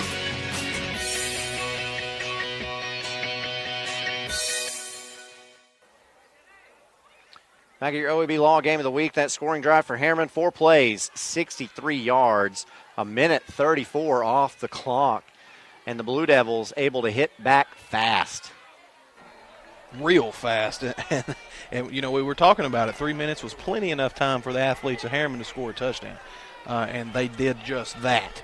Awesome response right before halftime. This Harriman sideline and fans are in this ball game. Getting set for the Davis Funeral Home kickoff. And another onside kick, and this time able to get it is Ty Mason for Midway. And the Green Wave will have it Hammers 1st and 10 from the Midway 41-yard line. Midway will take over at their own 41. First down, 10 Greenway. The same can be said right here, Aaron, for Midway with 1:26 left. They can score in a hurry, so keep an eye on this. Don't go anywhere. I love this quarterback, Emmett Heglin. Oh, he's a dandy. He has done a heck of a job tonight and all year long. Heglin drops back to pass, looks, steps up in the pocket, finds Mason out of the backfield. Mason makes the first man miss, still on his feet, down to the 34-yard line. You know, we just talk about Heglin and his pocket awareness right there. Noticing the blitz, stepped up in the pocket. Now explain this to me.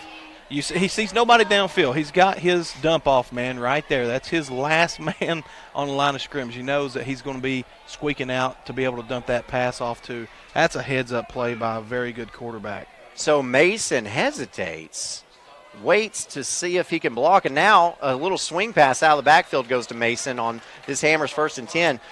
What I was saying is that drawn up that way? Is Mason a blocker on that play, and if he doesn't have anybody to block, he takes off? I don't know on their specific schematics, but normally, yes. If there's pressure, hey, you hold in there and block. If you can sneak away, dump off underneath. That's exactly what he did. Pickup of 1, and here's Heglin, tries to throw to the back shoulder of his intended target. That pass falls incomplete. I think there was a little bit of confusion on where to go. Heglin looked like he was trying to get to the sticks, and his receiver outran the sticks a little bit. That'll bring up 3rd and 9. Yeah, watching this replay, looked like timing was off a little bit there. Yeah, wide receiver needs to hang out a little bit closer to the sticks.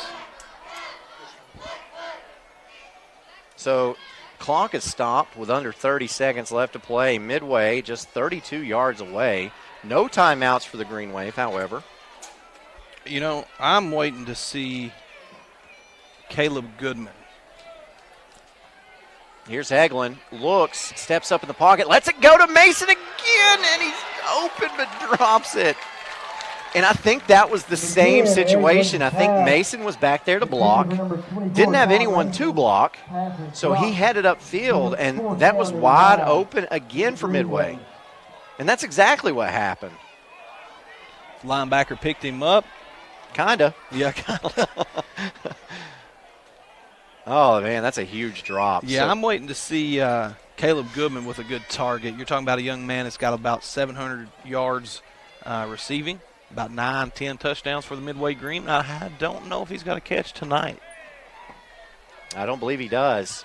On this 4th and 9, Midway, of course, going to go for it and trying to fire for the end zone. A lot of people there. That ball is up in the air, almost intercepted, incomplete. So Harriman with a big hold will take over on downs with 11 seconds left. And the Blue Devils have the lead and will get the ball to begin the second half. So as we watch this replay, Heglin has quite the arm. Gets it there, but throws in a triple coverage. And so now Tadarius Boyd lines his team up. Defensive backs for Midway cannot let anybody behind them.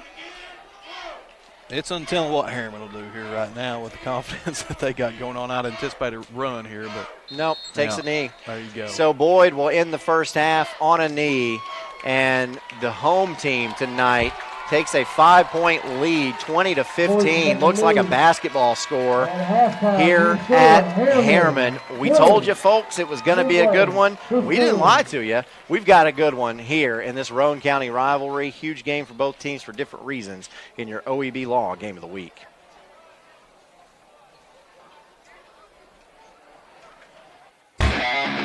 Football is back. And OEB Law is excited for a season full of big hits,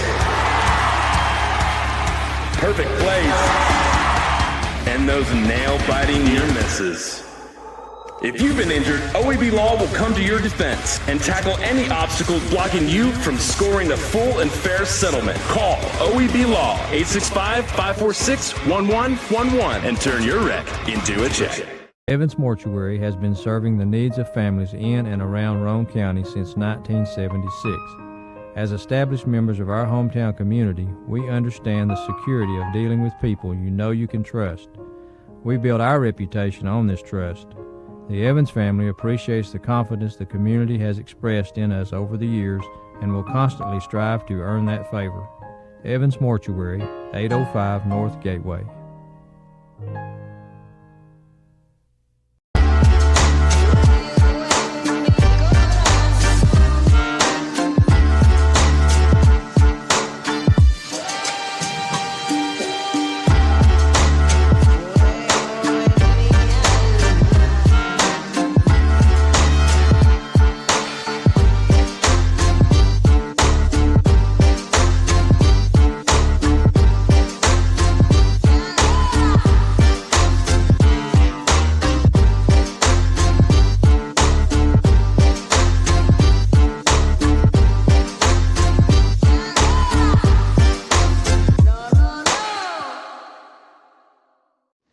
I gotta go shower. It's laundry night. Dishwasher needs to run.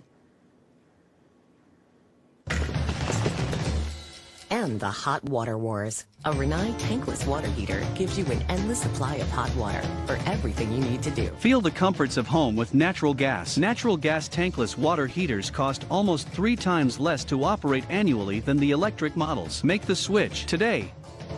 Renai, hot water for all.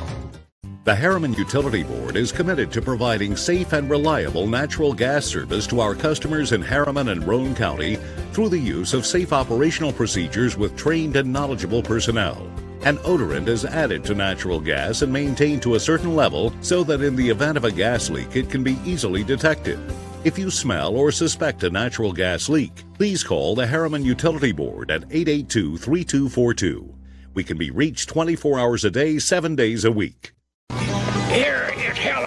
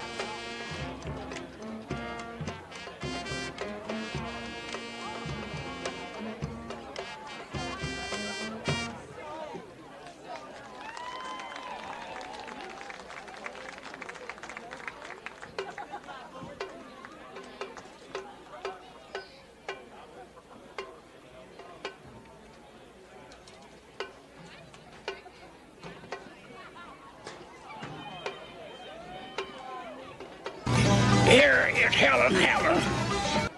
Walker. A lot of years have passed since that TV ad.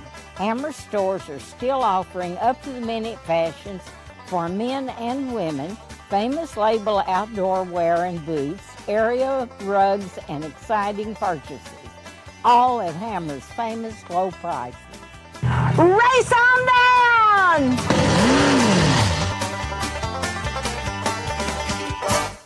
Hi, I'm Ray Varner, and we've got the vehicles you need to make the most of this season.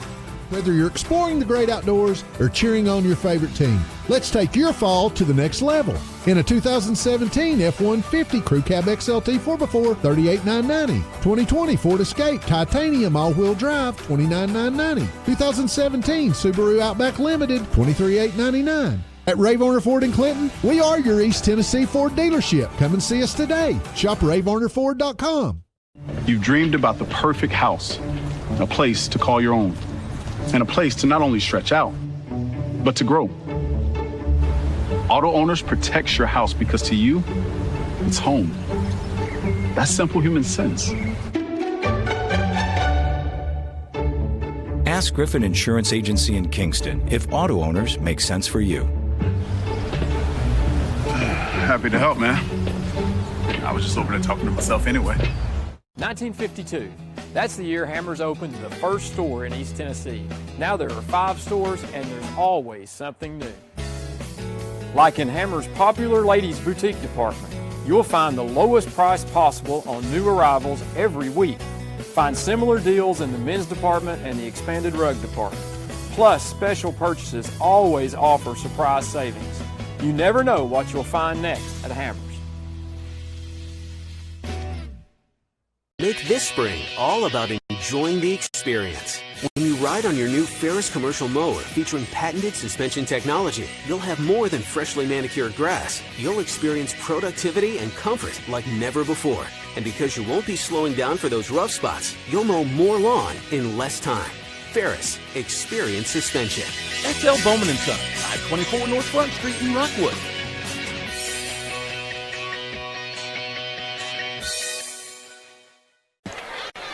The boys driving back the pass. Now sets up a wide receiver screen. It's Clark. Clark gets to the 35. Football is back. And OEB Law is excited for a season full of big hits, perfect plays, and those nail-biting near misses. If you've been injured, OEB Law will come to your defense and tackle any obstacles blocking you from scoring a full and fair settlement. Call OEB Law 865-546-1111 and turn your wreck into a check. Evans Mortuary has been serving the needs of families in and around Roane County since 1976. As established members of our hometown community, we understand the security of dealing with people you know you can trust. We build our reputation on this trust. The Evans family appreciates the confidence the community has expressed in us over the years and will constantly strive to earn that favor. Evans Mortuary, 805 North Gateway.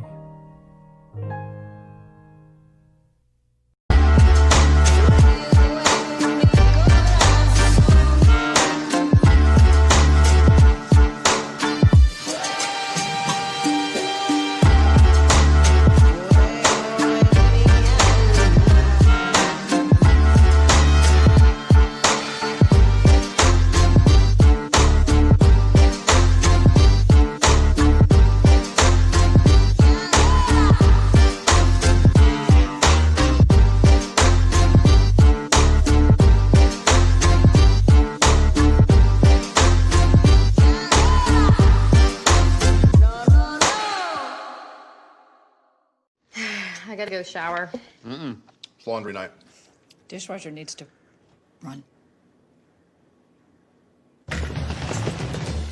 And the hot water wars. A Renai tankless water heater gives you an endless supply of hot water for everything you need to do. Feel the comforts of home with natural gas. Natural gas tankless water heaters cost almost 3 times less to operate annually than the electric models. Make the switch today. Renai, hot water for all. The Harriman Utility Board is committed to providing safe and reliable natural gas service to our customers in Harriman and Roane County through the use of safe operational procedures with trained and knowledgeable personnel. An odorant is added to natural gas and maintained to a certain level so that in the event of a gas leak it can be easily detected. If you smell or suspect a natural gas leak, please call the Harriman Utility Board at 882-3242. We can be reached 24 hours a day, 7 days a week. Here is Helen Hammer. Thank you, Mr. Walker. A lot of years have passed since that TV ad. Hammer stores are still offering up-to-the-minute fashions for men and women, famous label outdoor wear and boots, area rugs, and exciting purchases.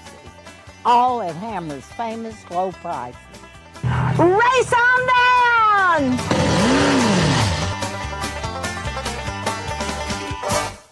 Hi, I'm Ray Varner, and we've got the vehicles you need to make the most of this season. Whether you're exploring the great outdoors or cheering on your favorite team, let's take your fall to the next level. In a 2017 F-150 Crew Cab XLT 4x4, $38,990. 2020 Ford Escape Titanium All-Wheel Drive, $29,990. 2017 Subaru Outback Limited, $23,899. At Ray Varner Ford in Clinton, we are your East Tennessee Ford dealership. Come and see us today. Shop RayVarnerFord.com. You've dreamed about the perfect house, a place to call your own, and a place to not only stretch out, but to grow. Auto Owners protects your house because to you, it's home. That's simple human sense. Ask Griffin Insurance Agency in Kingston if auto owners make sense for you. Happy to help, man.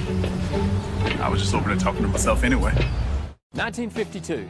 That's the year Hammers opened the first store in East Tennessee. Now there are 5 stores and there's always something new.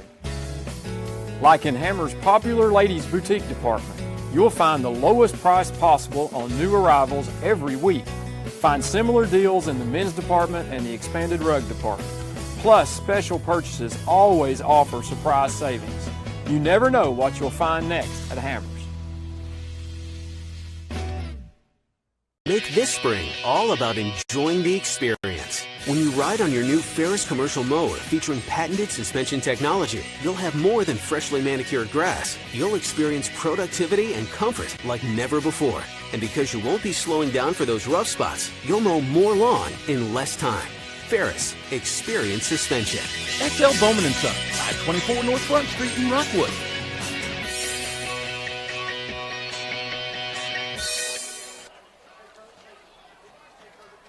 It's halftime here at Harriman. Aaron Harvey, James Gibson with you as the Blue Devils lead it over the Green Wave 20-15. As you see that on your screen, we talked about a little bit about how this game is important for both of these teams for different reasons.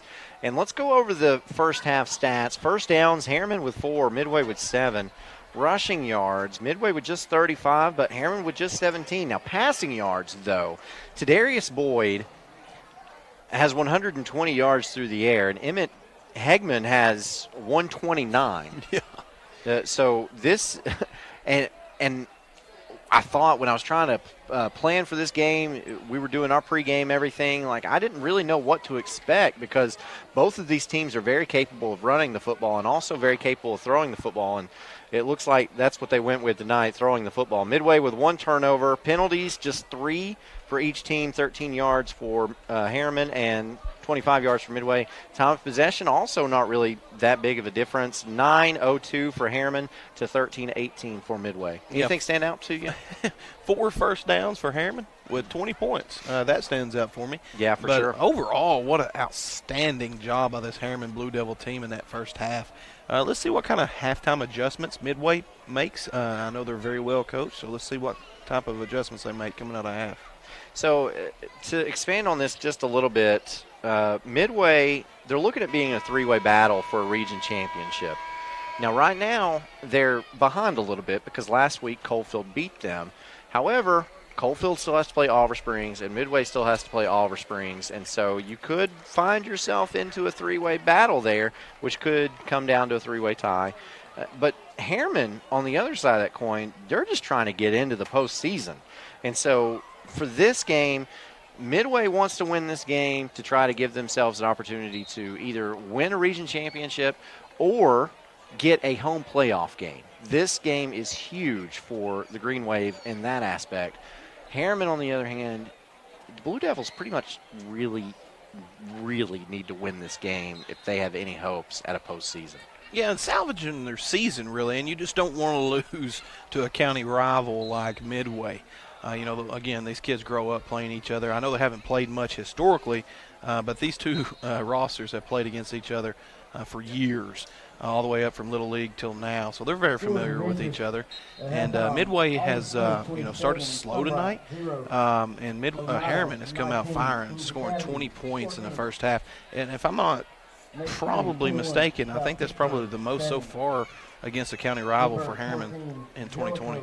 Now, before we talk any more about this, we've got, a minute and a half before this second half starts. You were able to jot down some scores of interest, so because there were some things that I was really interested in watching around the area tonight. Yeah, big time, and we touched on some of these games, but Kingston, 10, Scott County 6. That was at the end of the second.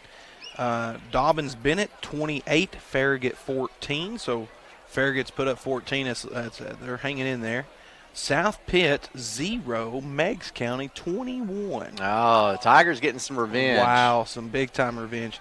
This is another surprise to me. The Kings Academy, 14. Tony Lambert's Oneida Indians, 19, with a big 70-yard return by Kobe Morgan. To start that second half, man, he's a player. And also Wartburg 14, Jellicoe 14 at halftime. Oliver Springs 27, Sunbright nothing.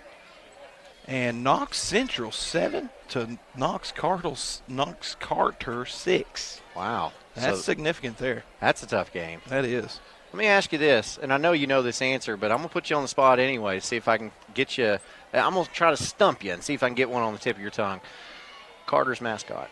Hornets. Yeah, there it is. A friend of mine, he coaches up in eastern Kentucky. He's actually Moorhead University's defensive coordinator. He's from Knox Carter and was an assistant coach there for a long time, so very familiar with that program. And they've had some down years over the past, 5-6 years. Yeah, they have. But a lot of talent over there. It comes and goes in waves for Knox Carter. Yeah, Jordan Bowden, senior of the Tennessee basketball team, just graduated, part of Rick Barnes' success. He's a Carter grad. He is, and had his number retired over there. He sure did. Yeah. So lining up for the Davis Funeral Home kickoff, here it is, and this time Midway will kick it deep along the sideline. That's a one-hopper that goes to Brown. Brown slips a little bit. He's at the 11-yard line, and he's in big trouble, but he goes down via a horse collar. So Harriman will get 15 yards tacked onto that. Seth Gordon in on the penalty there for the horse collar. We've seen that twice tonight, I believe. You can't do it. You can't do it. You just can't. Personal foul. Horse collar on the green wave. And, that's another thing. When you were in high school, that wasn't a penalty. But that is a very dangerous play. It really is, and that's why they have changed the ruling on that. A lot of knee injuries falling up behind guys, and it's just a violent reaction to the body. I like seeing that penalty. So the ball spotted at the 22-yard line, and that's where Harriman will have the Hammers 1st and 10. Boyd, handoff, goes to Stokes. Stokes doesn't get back to the line of scrimmage. He'll lose one and bring up 2nd and long. The linebackers of Midway did a really good job of reacting to the football in a quick way. He had a pretty significant hole there, you see, and the left linebacker there, number 3, came flying in and made a good secure tackle, Seth Gordon. I'm wondering, it looked like maybe there was a miscommunication back there as well. Something held Stokes up. I don't know if he slipped or maybe Boyd turned the wrong direction or something. I'm not sure. But Stokes did have a nice hole there. Couldn't capitalize on it. So now 3 wideouts to the right for Boyd, 1 to the left. Boyd drops back to pass, looks for a man over the middle. It's Cam Clark. He's open. Pass is complete. That's going to be a pickup of 14 yards and enough for the Hammers 1st and 10. Cam Clark is trying to demand the MVP award after this ball game. He has really stepped up. That's some good-looking football right there. So Harriman gets it up to the Blue Devil 35-yard line for another Hammers 1st and 10. Midway with a 3-man front. Same formation for Harriman. Boyd drops back to pass, tries to find Brown. That pass is behind him, and that goes incomplete. Falls incomplete. Bring up a 2nd down for the Blue Devils. So look at this Chuck Fleischman replay. That's a really tight window that Boyd was trying to fit that in.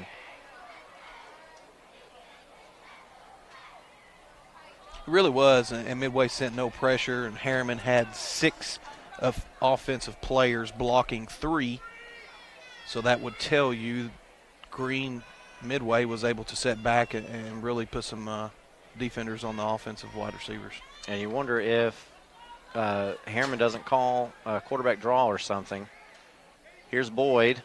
Looks to the right. Lets it go downfield. He's got Clark there. Also a Midway defender.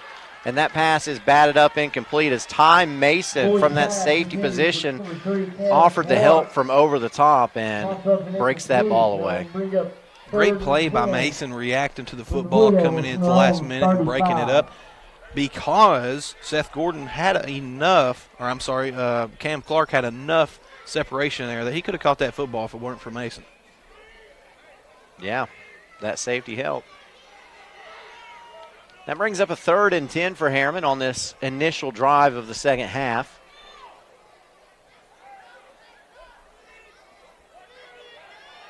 And now Boyd empties the backfield. Takes a snap. 3-step drop. Looks. Still looks. Now finally lets it go. That pass is complete. And up to the 50-yard line, down to the 45 to the 46. And that goes the first time that we've seen this young man tonight. It'll be another Blue Devil 1st down. That is McCullough.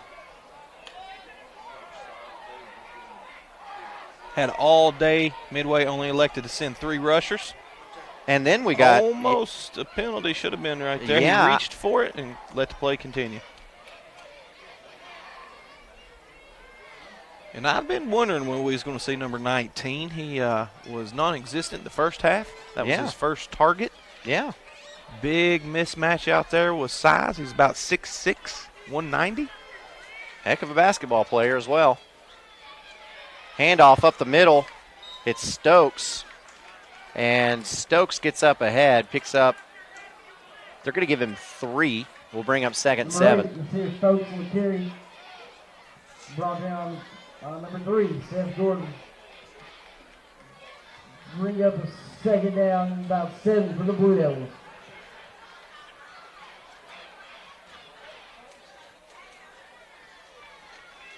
Travis Tapp sending the play in with his wide receiver.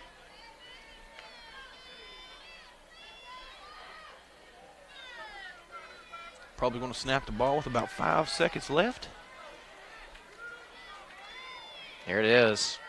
A quick out. That pass falls incomplete. Trying to hit Campbell. For number 7, Kamai Campbell. And Campbell unable to handle it, so we'll have a 3rd and 7 here. 7 for the Blue Devils. And number 9 of Midway, Tucker Basham, coming in big on the play there.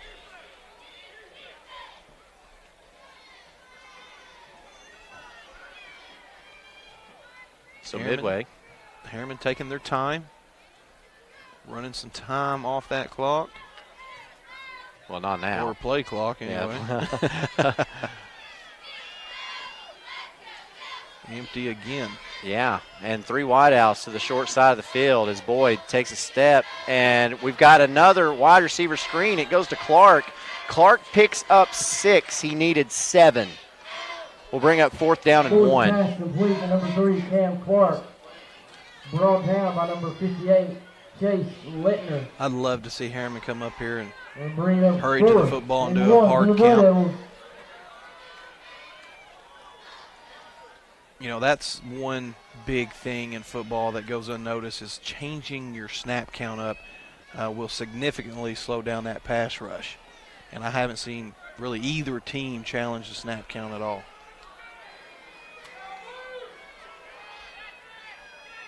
So here's Boyd going for it on fourth down. Handoff goes straight up the middle, and he doesn't get it. Midway's going to take over on downs as Campbell got the handoff, and in the hole for Midway was Dylan Meza. Huge play for Midway. Big stop. He's timeout for a measurement. now looking at the replay, he's well shy of that spot.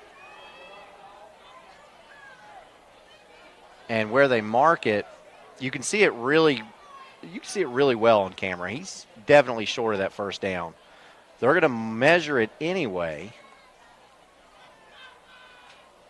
But he's going to be about half a yard short. Yeah, there it is. So Midway will take over on downs. Short will be a turnover on downs. It's 1st and 10 Greenway.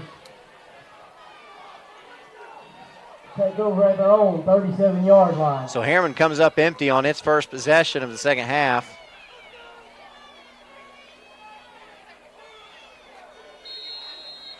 And Hagelin comes back out, has a Hammers 1st and 10 from the Midway 36-yard line, the 37, and we've got a flag on the play.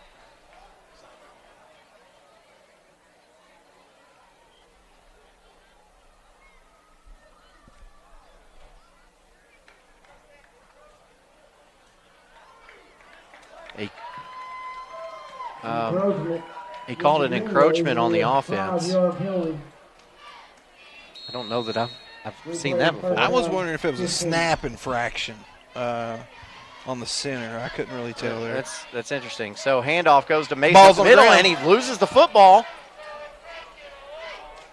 And he gets it back. Xavier Hickman stripping the ball away from the Midway ball carrier. On the carry. All right, let's look at this Chuck Fleischman replay. Bring up second down on the Yeah, the Greenway. very fortunate is Ty Mason to where his body landed was right where the football was. So gifted after that fumble. As we move to under 8 minutes left to go in this third quarter, 3 wideouts to the left for Hegman. Takes a snap, 3-step drop, looks upfield. Now he's going to take it off and run with it. Crosses the 40, crosses the 45, gets across midfield, still on his feet, driving those legs down to the Harriman 40-yard line. Number 10, Hagelin scrambles. Literally dragging defenders along the way. He is a very underrated runner.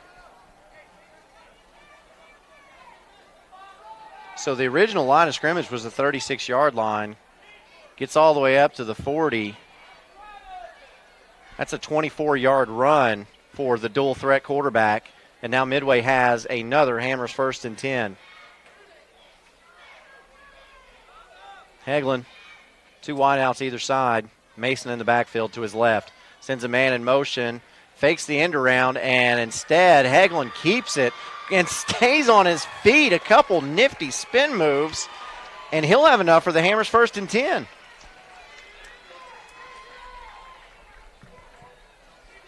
Midway does not get rattled at all. They're not an emotional bunch, and they stick to the game plan. I don't know how he stayed on his feet right here as we see the Chuck Fleischman replay. Did a spinning back kick. That's some fancy footwork right there. I tell you, Bruce Lee would have been proud. He's been working that ladder drill, I can tell. Yeah. 3 wideouts to the left for Hagelin. Again, has Mason in the backfield. Handoff, Mason going from left to right. Gets to the edge. Wow. And Mason gets down inside the 10-yard line. Refusing to go down. How about those juke moves? He's got just enough wiggle to him that he is one hard guy to tackle, and he is strong enough to run through some arm tackles. So he's done a great job tonight. Now watch this. This reminds me of the old R1 on the PlayStation 2. Look at this. Juke, juke. 2 defenders. I guess that would have been an L1. and then dragging 3 other ones. That's what you want to see, how the running back position fall forward. Yeah. Speaking of Bruce Lee, that time Mason's unleashing the dragon. Still not seen a target to Goodman. I don't care. That was funny. All right, Hagelin is going to keep it. Has Mason as a lead blocker, gets inside the 5 on the Hammers' 1st and goal. He picked up some tough yardage there on a very patient run. And you say patient. I wasn't certain he had the football because of how patient he was. It was difficult to see it because I knew he didn't hand it off, but the way he was moving. Yeah. Yeah, he held the ball for approximately 8 seconds there. Ball spotted at the 4-yard line, 2nd and goal. Hagelin, 3 wideouts to the left, 1 to the right. Quick drop, quarterback draw, and gets to the end zone. Hagelin, touchdown, Midway. Number 10. Harriman just lost contain. Easy run for the quarterback. Takes the ball into the end zone. And I tell you, Midway. these quarterback runs, that's going to loosen up that secondary for Harriman, and that's going to open up the throw game a little bit. To say the least, the Midway wide receiver, number 1, took off running inside. Cornerback followed, easy running lane. So now, with a 1-point lead, Midway's going to line up and go for 2. And, of course, the point of this is you're playing football and you think Harriman can kick a field goal to tie this thing up. So instead, you try to avoid that. Hagelin, handoff, Mason. Reverse. No, it's a reverse. And Snow has it. Jackson Snow is stopped short of the goal line. That two-point conversion fails. And so the score remains 21-20, which was the final score last year. And that wasn't a reverse. Even tricked me up here. Yeah. But fell short. Good job by Harriman.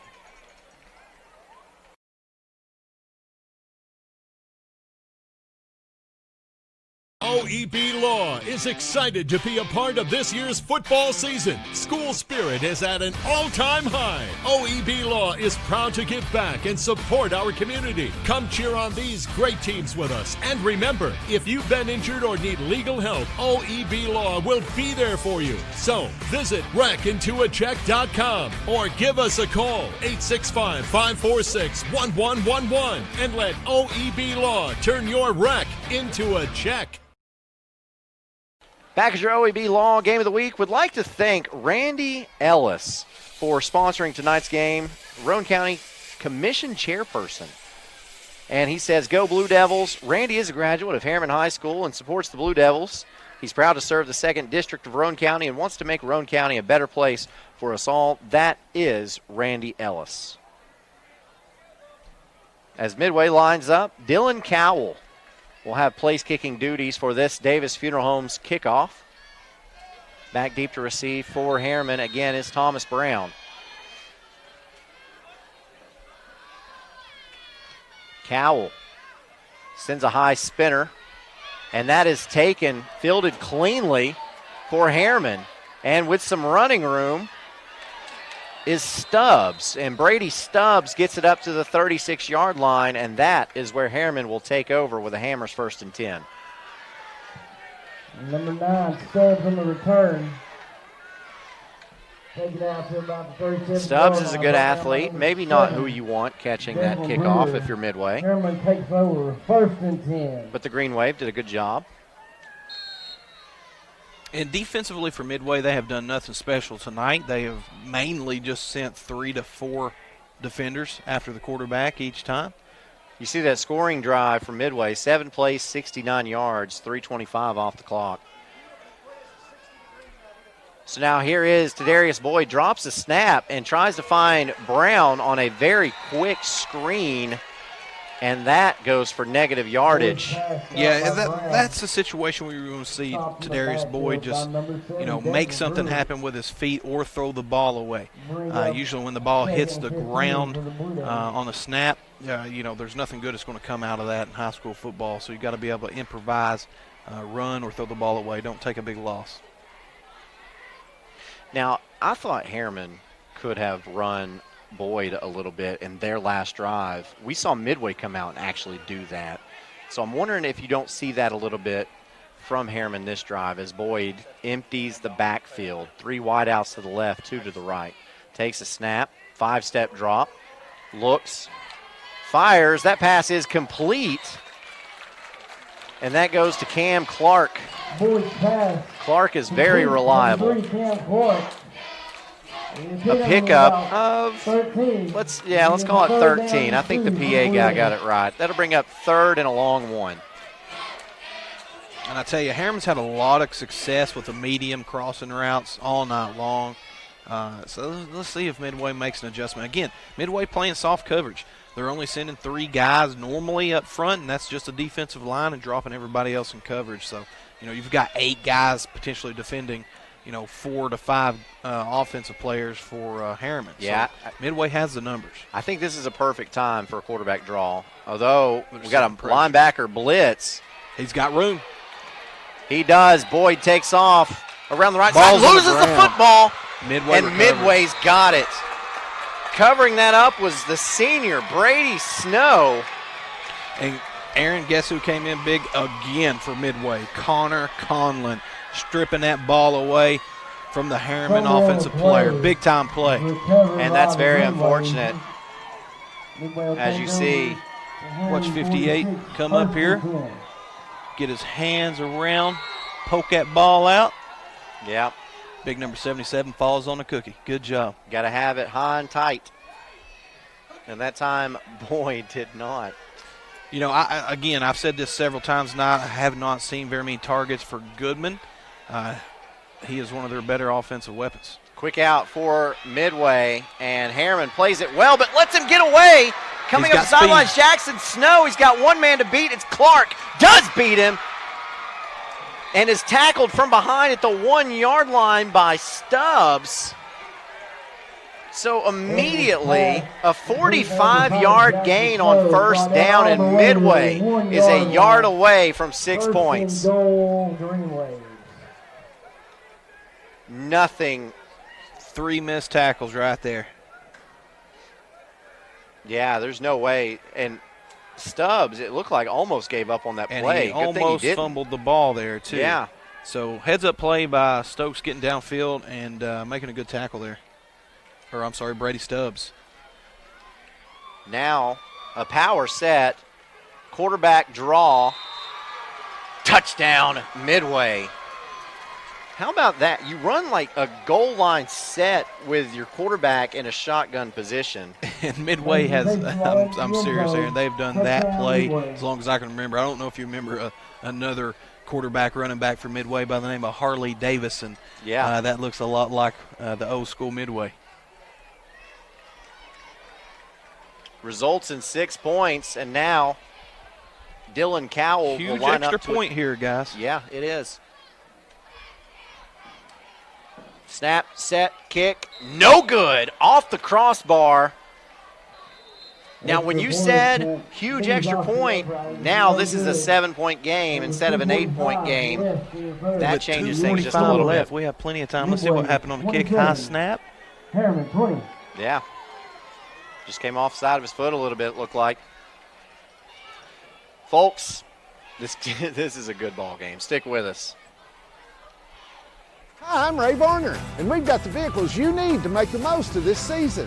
Whether you're exploring the great outdoors or cheering on your favorite team, let's take your fall to the next level. In a 2017 F-150 Crew Cab XLT 4x4, $38,990. 2020 Ford Escape Titanium All-Wheel Drive, $29,990. 2017 Subaru Outback Limited, $23,899. At Ray Varner Ford in Clinton, we are your East Tennessee Ford dealership. Come and see us today. Shop RayVarnerFord.com. Midway tacking on 6 more points, leads this football game 27-20. Get this, they needed 2 plays to go 46 yards, and only 52 seconds came off the clock, so Midway strikes quickly. If you remember, their last scoring drive took 3:05 off the clock, I want to say. 3:25? Here's the Davis Funeral Home kickoff. It's Cowell. calling for a fair catch and making it was not the guy who originally called for the fair catch, but that's okay. Brady Stubbs says, I'm going to make sure we get this. I'm not gonna chance it. Looked like he stepped straight in front of Javier Ibarra. At the old 30-yard line. So Harriman takes over with a Hammers 1st and 10 at the 30-yard line. Now let's see how Harriman responds here. Tadarius Boyd has really fit in this offense well, and he's took a big command of this. So let's see how he responds here. He's looked really good so far in this ballgame. Now he's got one-on-one coverage on top side with Jordan McCullough. And he's open. Yes, he is. And that ball is going for McCullough, and it is picked off. Coming from the safety position is Emmett Hegland. That was a 50-50 ball, and Hegland goes up and makes the grab over the 6'6" freshman. And having the ball on the left side of the left hash allowed that safety to squeak over there, just enough room to make that interception. Huge play by Midway, as now the Greenway will have an opportunity to add to the lead with 2:37 left to go in the third quarter. Ball spotted at the 39-yard line. Hegland, two wideouts either side. Ty Mason in the backfield, sends a man in motion, and that man will get the handoff. Gets to the 40, to the outside, gets to the 48. A flag comes down, and on the carry, it is Seth Gordon. Number 3, Seth Gordon on the carry. Brought down by number 7. And it's a hold on Midway, so that positive gain will be backed up. Let's see if we can see it on our screen here on the Chuck Fleischman replay. Missed tackle. Stubbs comes in. Missed tackle. I think it was on this bottom wide receiver just out of the screen. Yeah, with the timing of the flag, we wouldn't have been able to see it. It was out of our focus there. So play results in a -1 yard. It will be Hammers 1st and 11 after the hold. And now Hegland's confused. He doesn't know what the play is. They're going to try to make it to the 2-minute. Midway's going to take a timeout. Confused on this 1st and 11. Midway leads at 27-20. Midway 27, Harriman 20. I am a Simplicity dealer. This business is my life, my career. If you need a new mower, I'll help you choose the model that will make your property look its very best, and even let you take a test drive. When it does need service, you can rely on my factory service training and genuine parts. Because I don't just sell products, I build relationships. I am a Simplicity dealer. S.L. Bowman & Sons, 524 North Front Street in Rockwood. Back at your OEB Law Game of the Week. OEB has a terrific team of lawyers, paralegals, legal assistants, and support staff that knows the effect a car wreck or injury can have on a person. Their team works extremely hard to help resolve their claims so they can move forward from a tragic incident and focus on rebuilding and recovering their life with a full and fair compensation, whether it's through a settlement or a lawsuit. OEB Law, go to reckontoacheck.com or call 865-546-1111. Speaking of 11, 1st and 11, as Hegland comes back out on the field, sends two wideouts to the far side, one to the near. Handoff goes to Mason. Mason tries to get the outside, does not. Brought down by Dylan Coca. He is a dandy defensive player for Harriman. He is all over the play, and he really reads that option well for Harriman. A loss of 3 brings up 2nd and 14.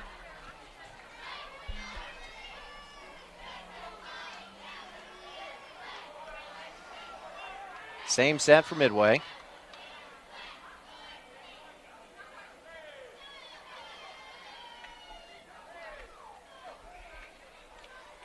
Hegland drops back, lets Goodman. It fly up the field, and it's through his receiver's hands, no good. But yeah, not able to find Goodman. Nick Pelfrey Excellent coverage on one of the better wide receivers in that region, Aaron. Dandy job. It'll bring up 3rd and long for the Midway. So that brings up 3rd and long. So Midway in danger of not being able to capitalize off of that big turnover.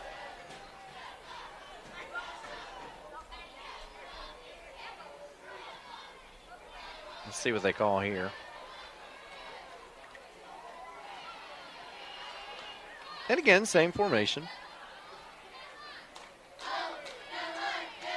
Hagelin takes the snap. Quick drop, looks for a man over the middle, and that pass is caught. Heads up play by the Midway wide receivers. Brewer did an excellent job of catching that football because it was an absolute duck coming out of the quarterback's hands. And that's a hard ball to catch. Yeah, Cam Clark there on the coverage, and I thought he might have gotten there a little bit early.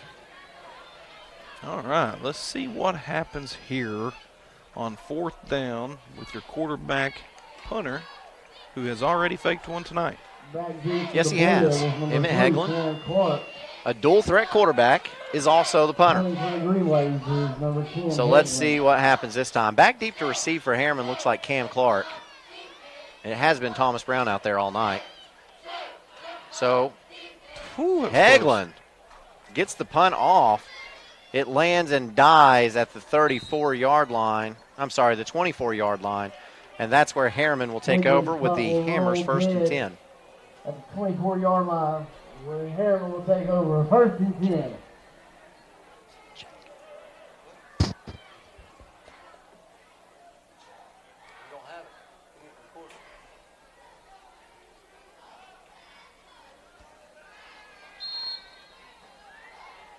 So Harriman able to come up with that defensive stop off of that turnover. Trailing this game by 7 with 21 seconds left to go in the 3rd quarter. Midway in a cover 2 set.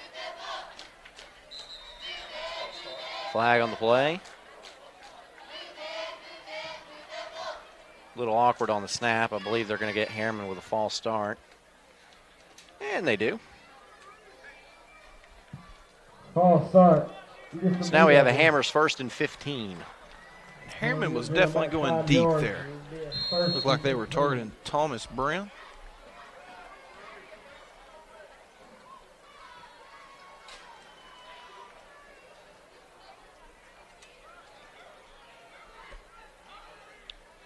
Play clock is getting low at 8 seconds. Have to see some urgency here to get this snap off. 3 seconds, 2 seconds, snap is off. Here's Boyd, rolls to his right, lets that ball fly, and it's Cam Clark with a great catch. What a catch by Cam Clark again. This guy has blues all over his hands. I don't know how he's catching some of these balls. He is a very good wide receiver for Harriman. I don't either, but that's the final play of the 3rd quarter. Harriman will have the football when we start the final period of this game, trailing by 7 with a 2nd and 7 on your OEB Law Game of the Week.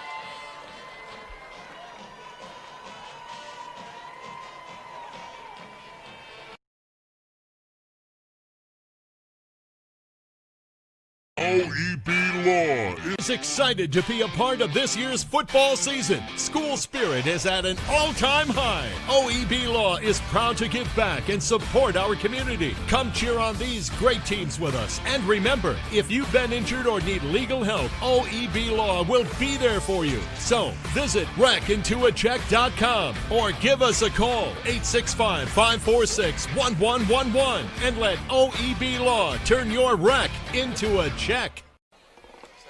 Back at your OEB Law Game of the Week. I want to let you know that OEB does donate a $1,000 check to the homeschool during Rivalry Thursday and our game tonight. So this week, the check goes to Harriman, and that goes to a school or club that exhibits school spirit. And we thank Tim Elrod and OEB Law for allowing us to be here first off because, wow, this has been a great game. And it's nice. I hate to brag about it, but I haven't had to pay admission all season to see football, which is awesome. Exactly. And I want to thank OEB for that, but also thank OEB for giving out, helping the community, giving that $1,000 check to the home teams, and also allowing us to bring this broadcast to you at home.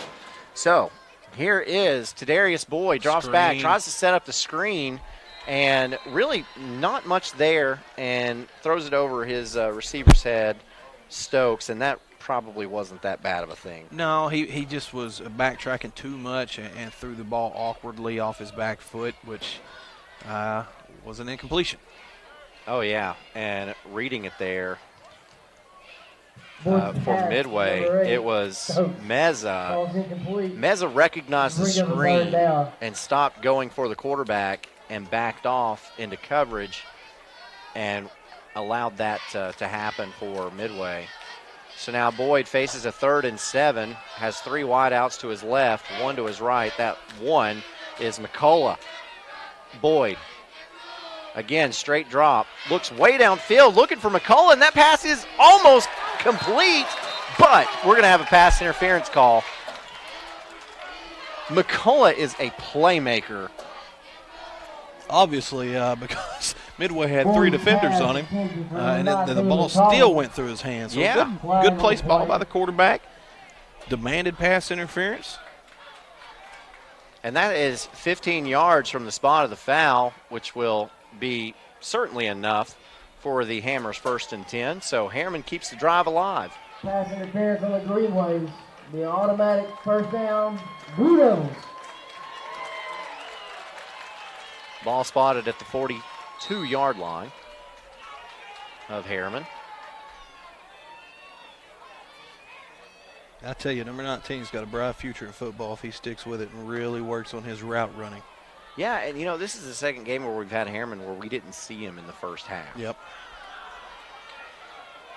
He's lined up far to the left this time. Handoff goes to Stokes. Stokes has a lot of running room up the middle.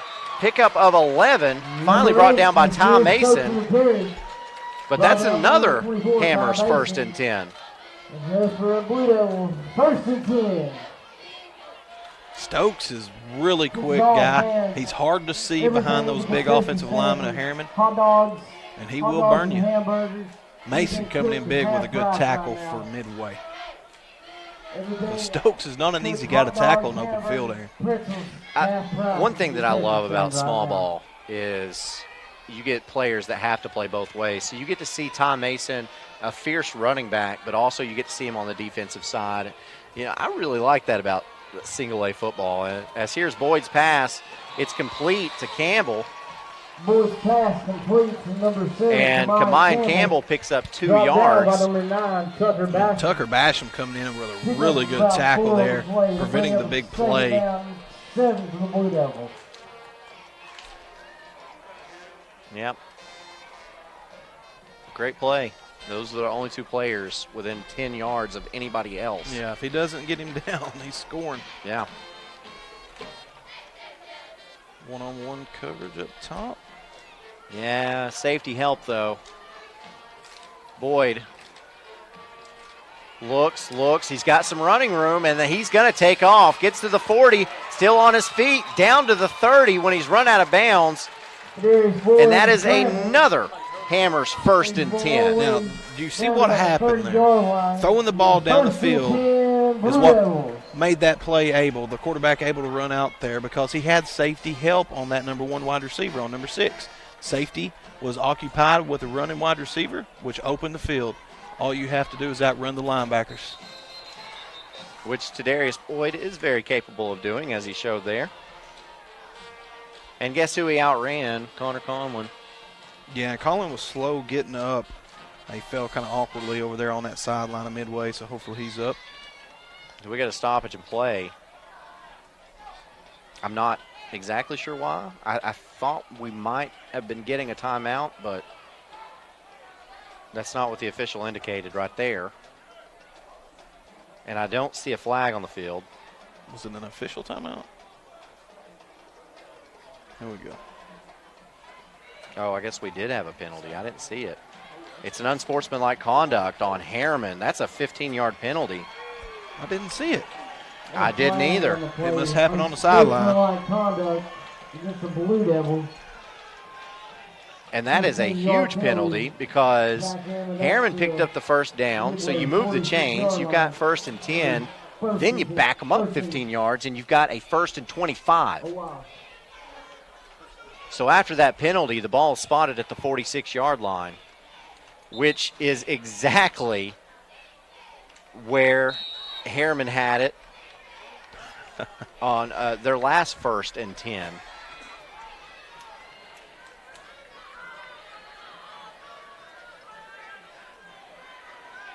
Boyd, handoff, Stokes, nothing. Less than nothing. Yeah, Midway won the battle up front. They sent 4 to Harriman's 5, 6 on 4 there. Harriman should have won that battle. Midway only elected to send 4, pressure with 4, sent that outside linebacker off the edge, and he was able to tackle the Harriman running back for a little bit of a loss.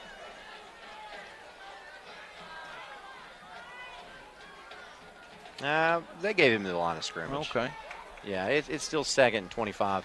But that's a battle that Harriman should win. They had numbers there, and they lost that battle. Yeah. That's a good job by the Midway defense.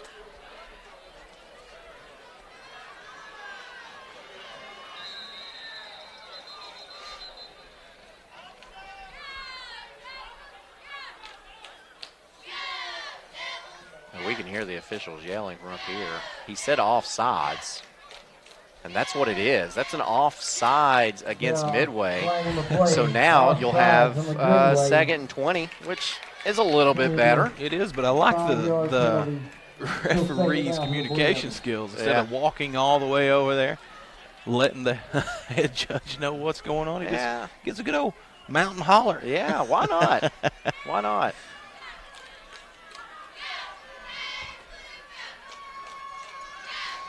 Midway has one linebacker on the field. Reminded me of that Mustang package that John Chavis used to run. And Boyd is in big trouble. Makes the first guy miss, but not the second. Hey, I'll give you one guess at who's there to get that tackle. Conlon. That is Connor Conlon. I tell you, he's working his way into a good defensive MVP for tonight. He has been all over the field, an instrumental piece of this Midway defense,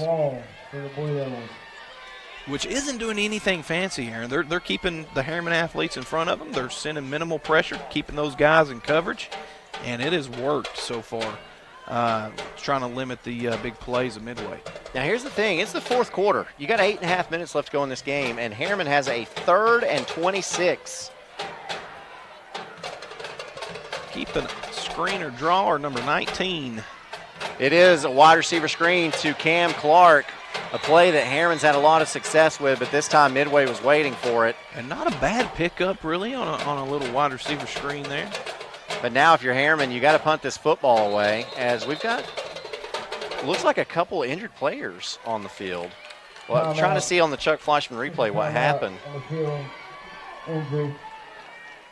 The 2 guys that made the tackle were the 2 guys that were slow to get up, and then they did get up, but now Cam Clark looks like he's battling cramps. Yeah, and that's the worst time for Cam Clark to be getting cramps right now with 8 minutes left in the 4th quarter, and that's your best wide receiver so far in this game.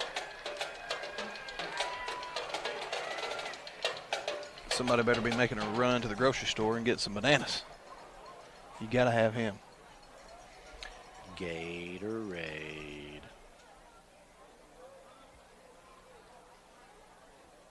We'll go ahead and take a break. This is your OEB Law Game of the Week.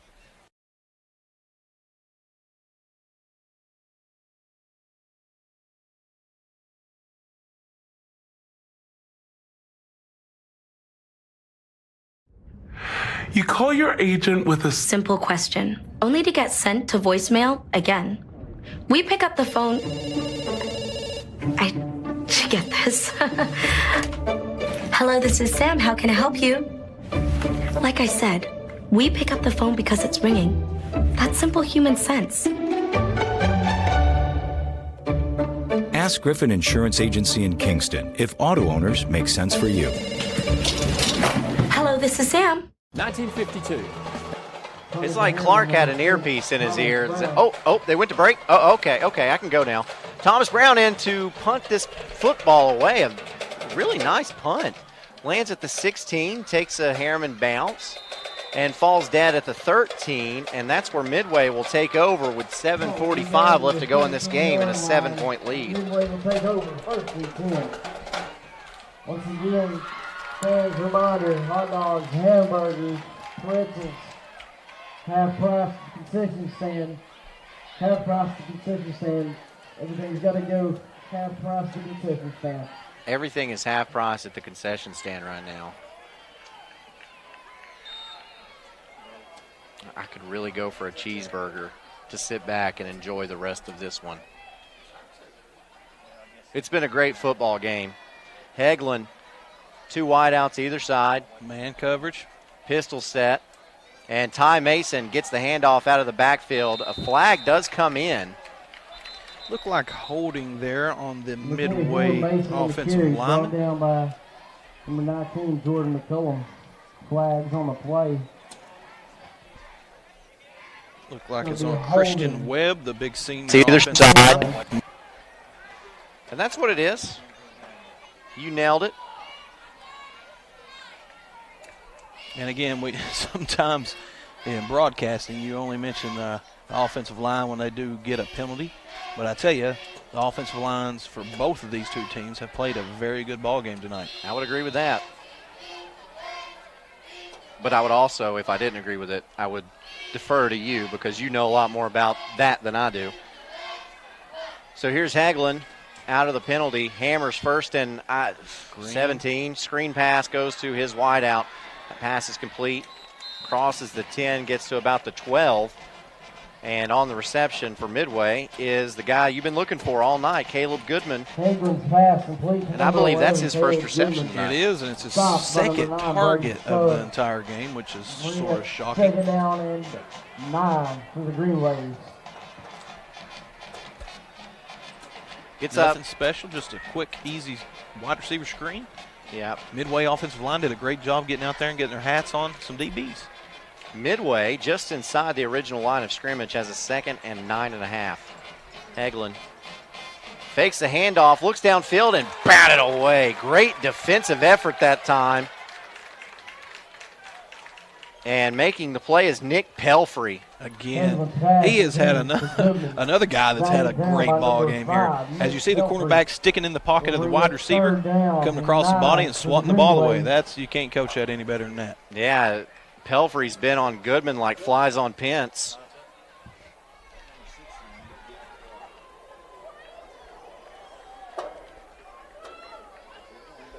Third and 9.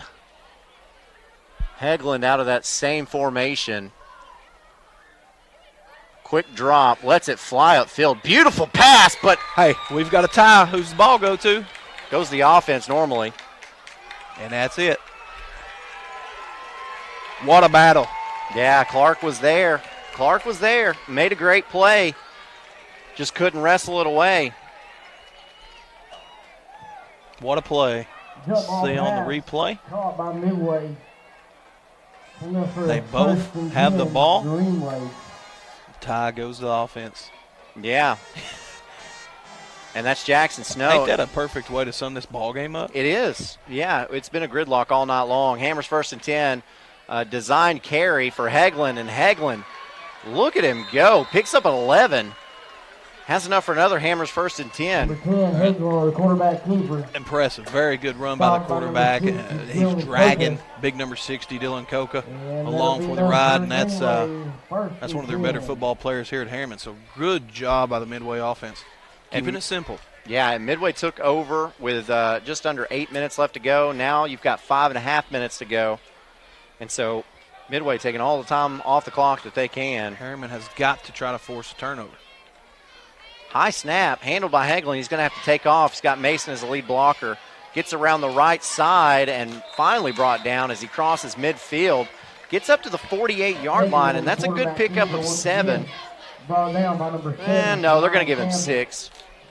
No, they're going to give him 7. Down for the Green Wave. Make up your mind. At the Blue Devils 48. Okay, we've got a 2nd and 3. Good pickup on first down. And when you've got a dual threat quarterback like that, it really opens up the playbook for you. It really does. It's frustrating as a defensive coach, and you've got a quarterback that can throw like him and also beat you with his legs. 2nd and 3. Mason gets the handoff, starts left, cuts it back up the middle, gets close to the first down, but he's going to be just shy of it. We'll bring up 3rd and short. Big number 71, Chase Johnson in on the tackle. Brought down by number 71, Chase Johnson. And now they're going to give him the Hammers 1st and 10. 1st and 10 Green Waves. A little late there. 45-yard line. I don't know. It's hard to see on that replay. Midway getting the call from the sideline. Closing in on the 4-minute mark to go in this game. Hagelin, same formation we've seen from Midway all night. Gets the shotgun snap. Handoff goes to Ty Mason. Mason tries to break it outside. Cannot. Is tripped up and then finished off. And Xavier Hickman finished him off, but Cam Clark was there to start that one. He didn't pick up a big gain there, but he did his job, and that was keep that clock moving. Yep, 2nd and 10 now is what Midway will have in no hurry whatsoever. 20 seconds on the play clock.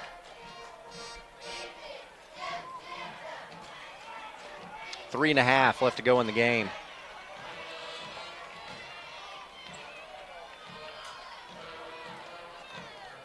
Hagelin drops back to pass. He's looking long. There on the coverage was Stubbs. Stubbs, wonderful coverage that time on Jackson Snow. Stuck in his back pocket. No separation at all. Good job by the Harriman defensive backfield.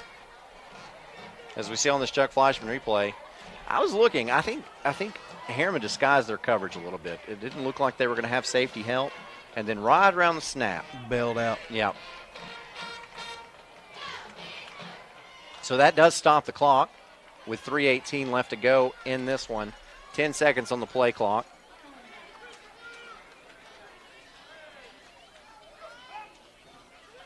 Hagelin looking over the middle. That pass is dropped. Snow had it, and then he didn't. That's a big drop right there. Snow's dropped. Yeah, that brings up 4th and 10. So your dual threat quarterback / punter / safety will be in punt formation. And back deep to receive is Clark. This is a big punt here, and that is an understatement, guys. Got to see clean football out of the Harriman returner, and you've got to keep the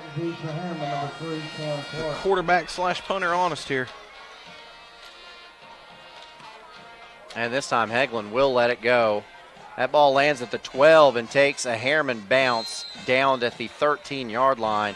And that is where the Blue Devils will take over with 3:07 left to go in this game, trailing 7 points. This is what you get into this profession for. Yeah, it's games like this, and not just in broadcasting, but in coaching and playing the game. Games like this is why you play the game. It's so exciting. It gets the blood flowing. And, you'll remember these type games the rest of your life. Yeah. You think this season is riddled with COVID-19, and you hear all these things like comorbidities.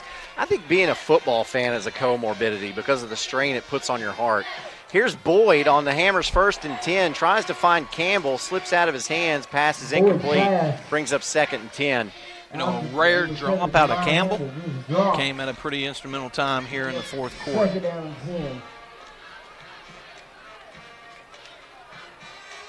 That play clock is already running down. Harriman hasn't got back to the huddle yet.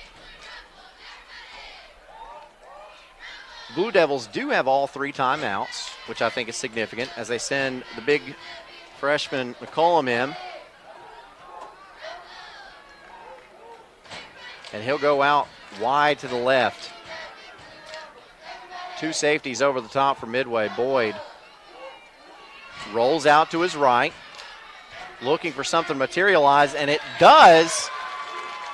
And it's McCollum. Really good catch. Run all the way across the field. Nobody was there. Quarterback kept it happening with his feet. Identified a target down the field. Made a good pass. It's really good catch by 19. And look at that. Just a crossing route. Making something out of nothing.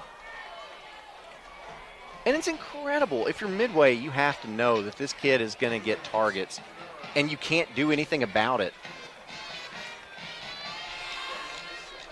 You can't coach size, Aaron. Again, McCollum splits out wide to the left. Two wide receivers either side for Boyd. Takes a snap, short drop, lets it fly upfield. That pass is complete. That goes to Thomas Brown.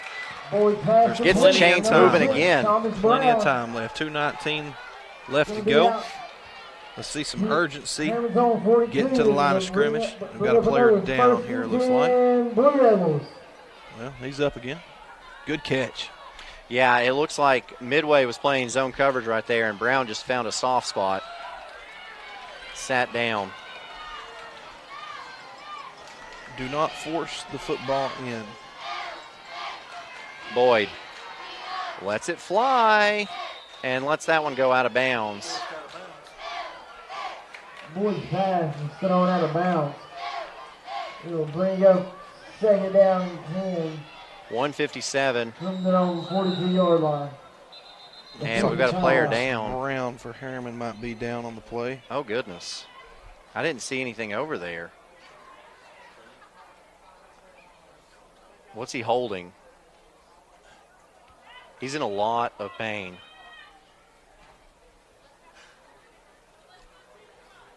With under 2 minutes left to go in this game. The thing that concerns me with that,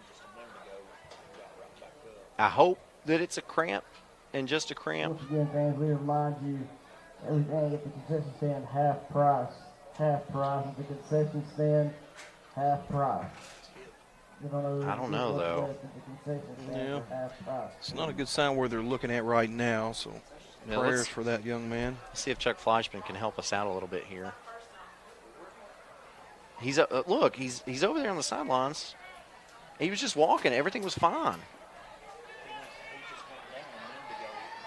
Yeah, he was slow to get up a play or two ago, so it's probably just something continuing to move forward. But they're working on that left hip, and that's not really a good sign. Okay, so here we see Brown he's fine. Okay, so he's able to get up on his own power, but he is holding his hip, so that's something to be concerned with. Now, Harriman did make the change of sending Brown back deep on punts and put Clark back there instead, and you wonder if maybe he's not been hobbled by something already. Yeah, potentially, but, he is one of your better offensive weapons for you, so that's a big something big that'll hurt you here. So Boyd is minus Brown. Takes a snap quickly, gets it out to Stokes in the backfield. Stokes, no running room, but somehow makes three guys miss. He gets up to the 45-yard line and picks up 3. And we'll bring up 3rd and 7. What he didn't do was get out of bounds, so that clock is continuing to run. That is a big learning experience for that young man. Get upfield, continue to run, and get what you can to get out of bounds. Yeah. It's him stopping there costed him some yards and cost his team a lot of time. Yeah, under a minute and a half left to play. We've got 3 wideouts to the short side of the field. Boyd drops back, lets it go. That pass is caught by Clark. But we have a flag on the play. So Clark is right at the sticks, and that play is looked like in the backfield. Harriman was not set before the ball was snapped. Yeah. Yeah, you've got false start on the Blue Devils. A false start, an illegal motion. 5-yard penalty. And that is a big one. Yeah, and that's on your quarterback. You've got to get up there, make sure everyone is set before you snap that ball. And the clock, once the ball is set, the clock will start running again. Significant penalty here in this ball game. There it is.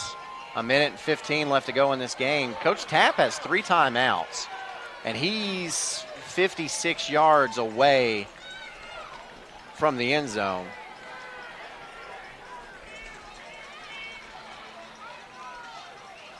Make that 59 yards as Boyd takes a snap, lets it go deep down the field, looking for his big man, and it is off his fingertips. No good. Threw it to double coverage. And Harriman has a 4th and 11, so if Midway can get a stop right here, they are going to walk out of Harriman with a big victory. It's unbelievable to me that McCollum had 2 guys on him and still got his paws on that. Yeah, it helps when you're about 6'6", 6'5". You know, he is somebody that Harriman this community really needs to invest some time in and teach him the game of football. And I think rewards will definitely be coming later on. And now Harriman will take a timeout to talk about this huge 4th and 11. Hey, Randy Ellis, Roane County Commission chairperson, says, "Go Blue Devils." Randy, a graduate of Harriman High School and supports the Blue Devils. Proud to serve the 2nd District of Roane County and wants to make Roane County a better place for us all. That is Randy Ellis, who's sitting on the edge of his seat at the conclusion of this one like the rest of us. Would like to also thank all of our sponsors tonight. Of course, OEB Law, Hammers, Davis Funeral Home, Chuck Fleischman. You hear us say those a lot. But also want to give a shout out to Harriman Utility Board, Oak Ridge Utility District, Evans Mortuary, SL Bowman & Sons, Griffith Insurance, and Ray Varner Ford. You ready for this score update? Yeah, let's hear it. Kings Academy, 42, Oneida 19. Ouch. Talk about a second half adjustments for the Kings Academy. Yeah, that sends Oneida on a 3-game losing streak. So this could determine it. 5 wide, Boyd steps out, lets it go way up the field. He's got a man there, and it's tipped around and dropped.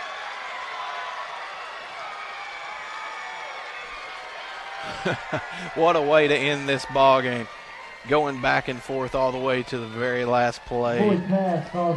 Tucker Basham, if you watch this Chuck Fleischman replay, could tell it was coming, throws his arms up in the air. Targeting Thomas Brown. Yeah. And Basham, he didn't play the football. But what he did do was he created a disturbance and kept Thomas Brown from being able to catch that football, and that's all that it took. And Midway is going to be able to get in victory formation. And for the first time tonight, we will see Hegland under center. Takes a snap, takes a knee, and Midway won't. Now, I'm looking at the play clock. I'm looking at the game clock. There's 1 second more on the play clock than the game clock, so that should be the final play of this game. And Harriman has nothing to hang their head low for. They battled hard all night long, scored 20 points against this stingy Midway defense, and held Midway, a very potent offense, to 27 points. So Harriman, I was really impressed with tonight, and I see a lot of stuff to build off of for the future of Harriman. Yeah, and you see the emotion on the field for Harriman as you see Stokes. He's parked his rear end at the 30-yard line, and he's visually upset. And, of course, he is, because this was such a big game for Harriman to try to get into the playoffs. Now, that doesn't mean that their playoff hopes are gone. They are not, but this was a big game that is going to put Harriman way behind the 8 ball. Now for Midway, what this does is it keeps the opportunity alive for a 3-way tie for first place, or it keeps the opportunity alive if you don't get that tie for first place, then you're still fighting for a home playoff game, which is huge for this Midway football team. Going into this season, I don't know that I would have believed that we would be sitting here at week 8 talking about Midway possibly working towards a regular season region championship. And that just speaks to the job that Coach Ron Treadway has done. As you see him there talking to his football team and letting them know how big of a road victory this was, because Harriman came ready to play tonight. They did. So did Midway. And this is a classic Roane County football game that we've seen many times. Harriman played a heck of a ball game, had a good strategy going in, and was aggressive. And that's good to see. Midway played Midway football, did nothing special on the defense, and really capitalized on some mistakes of Harriman, and got out here with a big win. So let's look at these stats. Brought to you by OEB Law, of course. First downs, Midway at 14, Harriman had 11. Well, that's close. Rushing yards, Harriman had 51. Midway got the advantage with 123, and I think a lot of that was Heglin able to run the football out of that quarterback position. Passing yards, 209 for Midway, 189 for Harriman. That's close. Total yards, 332, 240. So ultimately, Midway able to run the ball better, and that's how they got the total yards advantage. And if you look at time of possession, Midway had the ball for like 3 minutes more at the end of the first half. They ended with 5 minutes more at the end of this ball game. 25-50 for Midway to 20-30 for Harriman. Penalties, about the same. 8 for 65 for Midway, 7 for 57. Turnovers, 1-1. You look at the final stats, and the final stats are indicative of the kind of game that we saw. Yeah, classic hard-fought ball game. The stats were basically even all the way down the line. A little more penalties than I would have liked to see, but overall, really classic ball game. Hard hits, big catches, big plays, big runs, big throws, big hits. Hey, yeah, a lot of those penalties were aggressive. You had 2 or 3 horse collars. You had 1 horse collar that could have been called, maybe should have been called, that wasn't. You had a couple face masks tonight. So you had 2 teams out here that came and gave it their all. And it was a fun football game to watch because of that. Overall, great atmosphere tonight. The smoke from the concession by all the local authorities, law enforcement, EMTs, providing security and safety for everyone involved. And a great job by the cameramen and producers. Goodness gracious. I was just looking at that replay again. I didn't spot it the first time, but Brown had a hand on that football and then had an opportunity to bat it to himself. How many times did we see that tonight? Several. Bobbled footballs that turned into catches. I'm liking the transition of Harriman offense. The old traditional triple handoff that Travis Tapp is known for, option football, and they're transitioning to a more spread-friendly, athlete-friendly offense, and I think Harriman has a bright future changing it up offensively. Not only that, but Tadarius Boyd, a sophomore, taking over. This is his first year with starting quarterback duties, and you're gonna see him in a Harriman Blue Devil jersey for another 2 full complete seasons. And the best is yet to come, man. Yeah. The way that Coach Tapp already trusts him to sling it around like he does, this Harriman football team is going to be fun to watch going forward. Definitely. And then Jordan McCollum is sensational. He's a complete game changer. Let's say this and bold it and underline it: potential. Okay. Yeah. His potential is elite.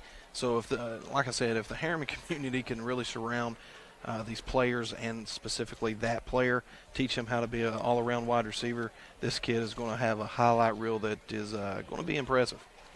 All right, so Midway next week we'll have Sunbright in a region game, and looking for Harriman's schedule. I don't have it readily available. Do you have Harriman's schedule? Nope. Yeah, well, Brad Jones does. Brad's got everything. Yeah, so Harriman, what Brad Jones said he did. But anyway, this battle for these final 3 weeks to see who can get into these playoffs and where they get seated will be a lot of fun to watch, and we'll be along for the ride. Now, next week, we get to head to Anderson County to watch the Mavericks play. They're taking on Chattanooga Central, and anytime you get to be there. Yeah. The Chattanooga Central Purple Pounders is I don't know what a Purple Pounder is. Maybe. Somebody enlighten us out there on Facebook. Give us a drop. Let us know what that Purple Pounder is. I'm really looking forward to going to Anderson County, though, because they have such great facilities. And, they treat us pretty well, too. Oh, they definitely do. They know how to host a party, let me tell you. And, guys, this is going to be a knockdown drag-out, so make sure you tune in next week for the game of the week, Chattanooga Central at Anderson County. And Midway next week Harriman next week has Greenback at Greenback if all the COVID issues calm down over there. So, and here's the thing, if they don't, Greenback had to cancel its game this week with Coalfield. If they have to cancel next week, that's a region win for Harriman, and that gives them a leg up for that last playoff spot. So we'll watch that one. And, other than that, even if Greenback does get to play, the Harriman-Greenback game would be a very good game to watch. So I want to take this opportunity to say that my oldest, my baby girl, Avalee Jordan Harvey, turns 7 tomorrow. And I know you all don't care about that, but I wanted to say it because I have the platform to do so. And Chandler Jones turns 23 tomorrow. And, so Brad Jones' son Chandler, our stat guy, is fortunate enough to share the same birthday as my daughter. And so he we're trying to get him on camera. And Chandler's instrumental to this broadcast. He really is. He is. There he is, carrying the big sign. Look at him. And those checks weigh a lot, guys. Don't let it fool you because Chandler's about 6'6" or something. Yeah, so happy birthday to Chandler. Happy birthday to Avalee. And I want to say a big thank you to Chandler. Takes care of our stats for us. Brad Jones here producing like a madman, our cameraman. And tonight we lost Jonathan McGuffin's not here. So filling in for him is Brad's other son, Trevor. Who has done a great job tonight on the camera. Yeah, and also Chris Bricky. I can't say enough about this BBB TV crew, and I just want you to know that, I don't put in the hard work that it takes to get these broadcasts on. It's these men here. They do everything, and I want to say how thankful I am to them, and I'm hoping that will result in a raise in my check next week. So I'm just kidding. That was completely sincere, I promise you. So anyway, now we're going to send it back to the BBB TV studios because we've got the 5-Star Preps Friday night scoreboard with Queener and Cox, and they'll be running through all of the final scores for tonight, taking your phone calls as well. And so make sure you tune into that. So for James Gibson, Brad Jones, our cameraman, Chandler, just everybody, I am Aaron Harvey. So long, folks. Football is back. And OEB Law is excited for a season full of big hits, perfect plays, and those nail-biting near misses. If you've been injured, OEB Law will come to your defense and tackle any obstacle blocking you from scoring a full and fair settlement. Call OEB Law 865-546-1111 and turn your wreck into a check. Evans Mortuary has been serving the needs of families in and around Roane County since 1976. As established members of our hometown community, we understand the security of dealing with people you know you can trust. We build our reputation on this trust. The Evans family appreciates the confidence the community has expressed in us over the years and will constantly strive to earn that favor. Evans Mortuary, 805 North Gateway. I gotta go shower. It's laundry night. Dishwasher needs to run.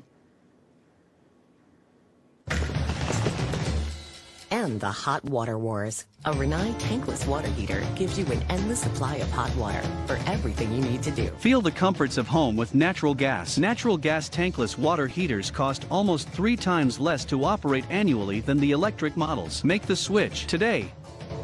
Renai, hot water for all.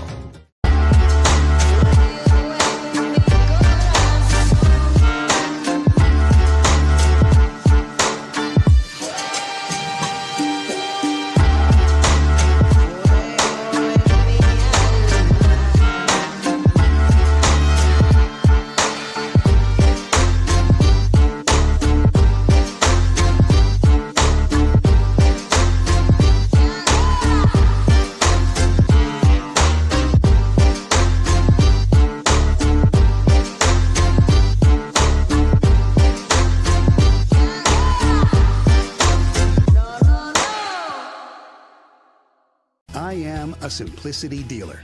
This business is my life, my career. If you need a new mower, I'll help you choose the model that will make your property look its very best, and even let you take a test drive. When it does need service, you can rely on my factory service training and genuine parts. Because I don't just sell products, I build relationships. I am a simplicity dealer. S.L. Bowman & Sons, 524 North Front Street in Rockwood. Hi, I'm Ray Varner, and we've got the vehicles you need to make the most of this season. Whether you're exploring the great outdoors or cheering on your favorite team, let's take your fall to the next level in this new 2020 Ford F-150, $24,990. New 2020 Ford Explorer XLT, $40,986. New 2020 Ford Fusion, $19,698. At Ray Varner Ford in Clinton, we are Ford Truck Country. Come and see us today. Shop RayVarnerFord.com. The Harriman Utility Board is committed to providing safe and reliable natural gas service to our customers in Harriman and Roane County through the use of safe operational procedures with trained and knowledgeable personnel. An odorant is added to natural gas and maintained to a certain level so that in the event of a gas leak it can be easily detected. If you smell or suspect a natural gas leak, please call the Harriman Utility Board at 882-3242. We can be reached 24 hours a day, 7 days a week. Planning a funeral can be difficult at best, but it can be a lot easier if you work with people who care. That's Davis Funeral Home in Harriman and Wartburg. Davis Funeral Home gives attention to every detail, ensuring your loved ones will be remembered with honor and integrity. Davis Funeral Home works very hard to give you the most professional service possible. Davis Funeral Homes, Morgan Avenue in Harriman and Old Mill Road in Wartburg. Davis Funeral Homes, people who care. You call your agent with a simple question, only to get sent to voicemail again. We pick up the phone. Get this. Hello, this is Sam. How can I help you? Like I said, we pick up the phone because it's ringing. That's simple human sense. Ask Griffin Insurance Agency in Kingston if auto owners make sense for you. Hello, this is Sam. 1952. That's the year Hammers opened the first store in East Tennessee. Now there are 5 stores and there's always something new. Like in Hammers' popular ladies' boutique department, you'll find the lowest price possible on new arrivals every week. Find similar deals in the men's department and the expanded rug department. Plus, special purchases always offer surprise savings. You never know what you'll find next at Hammers.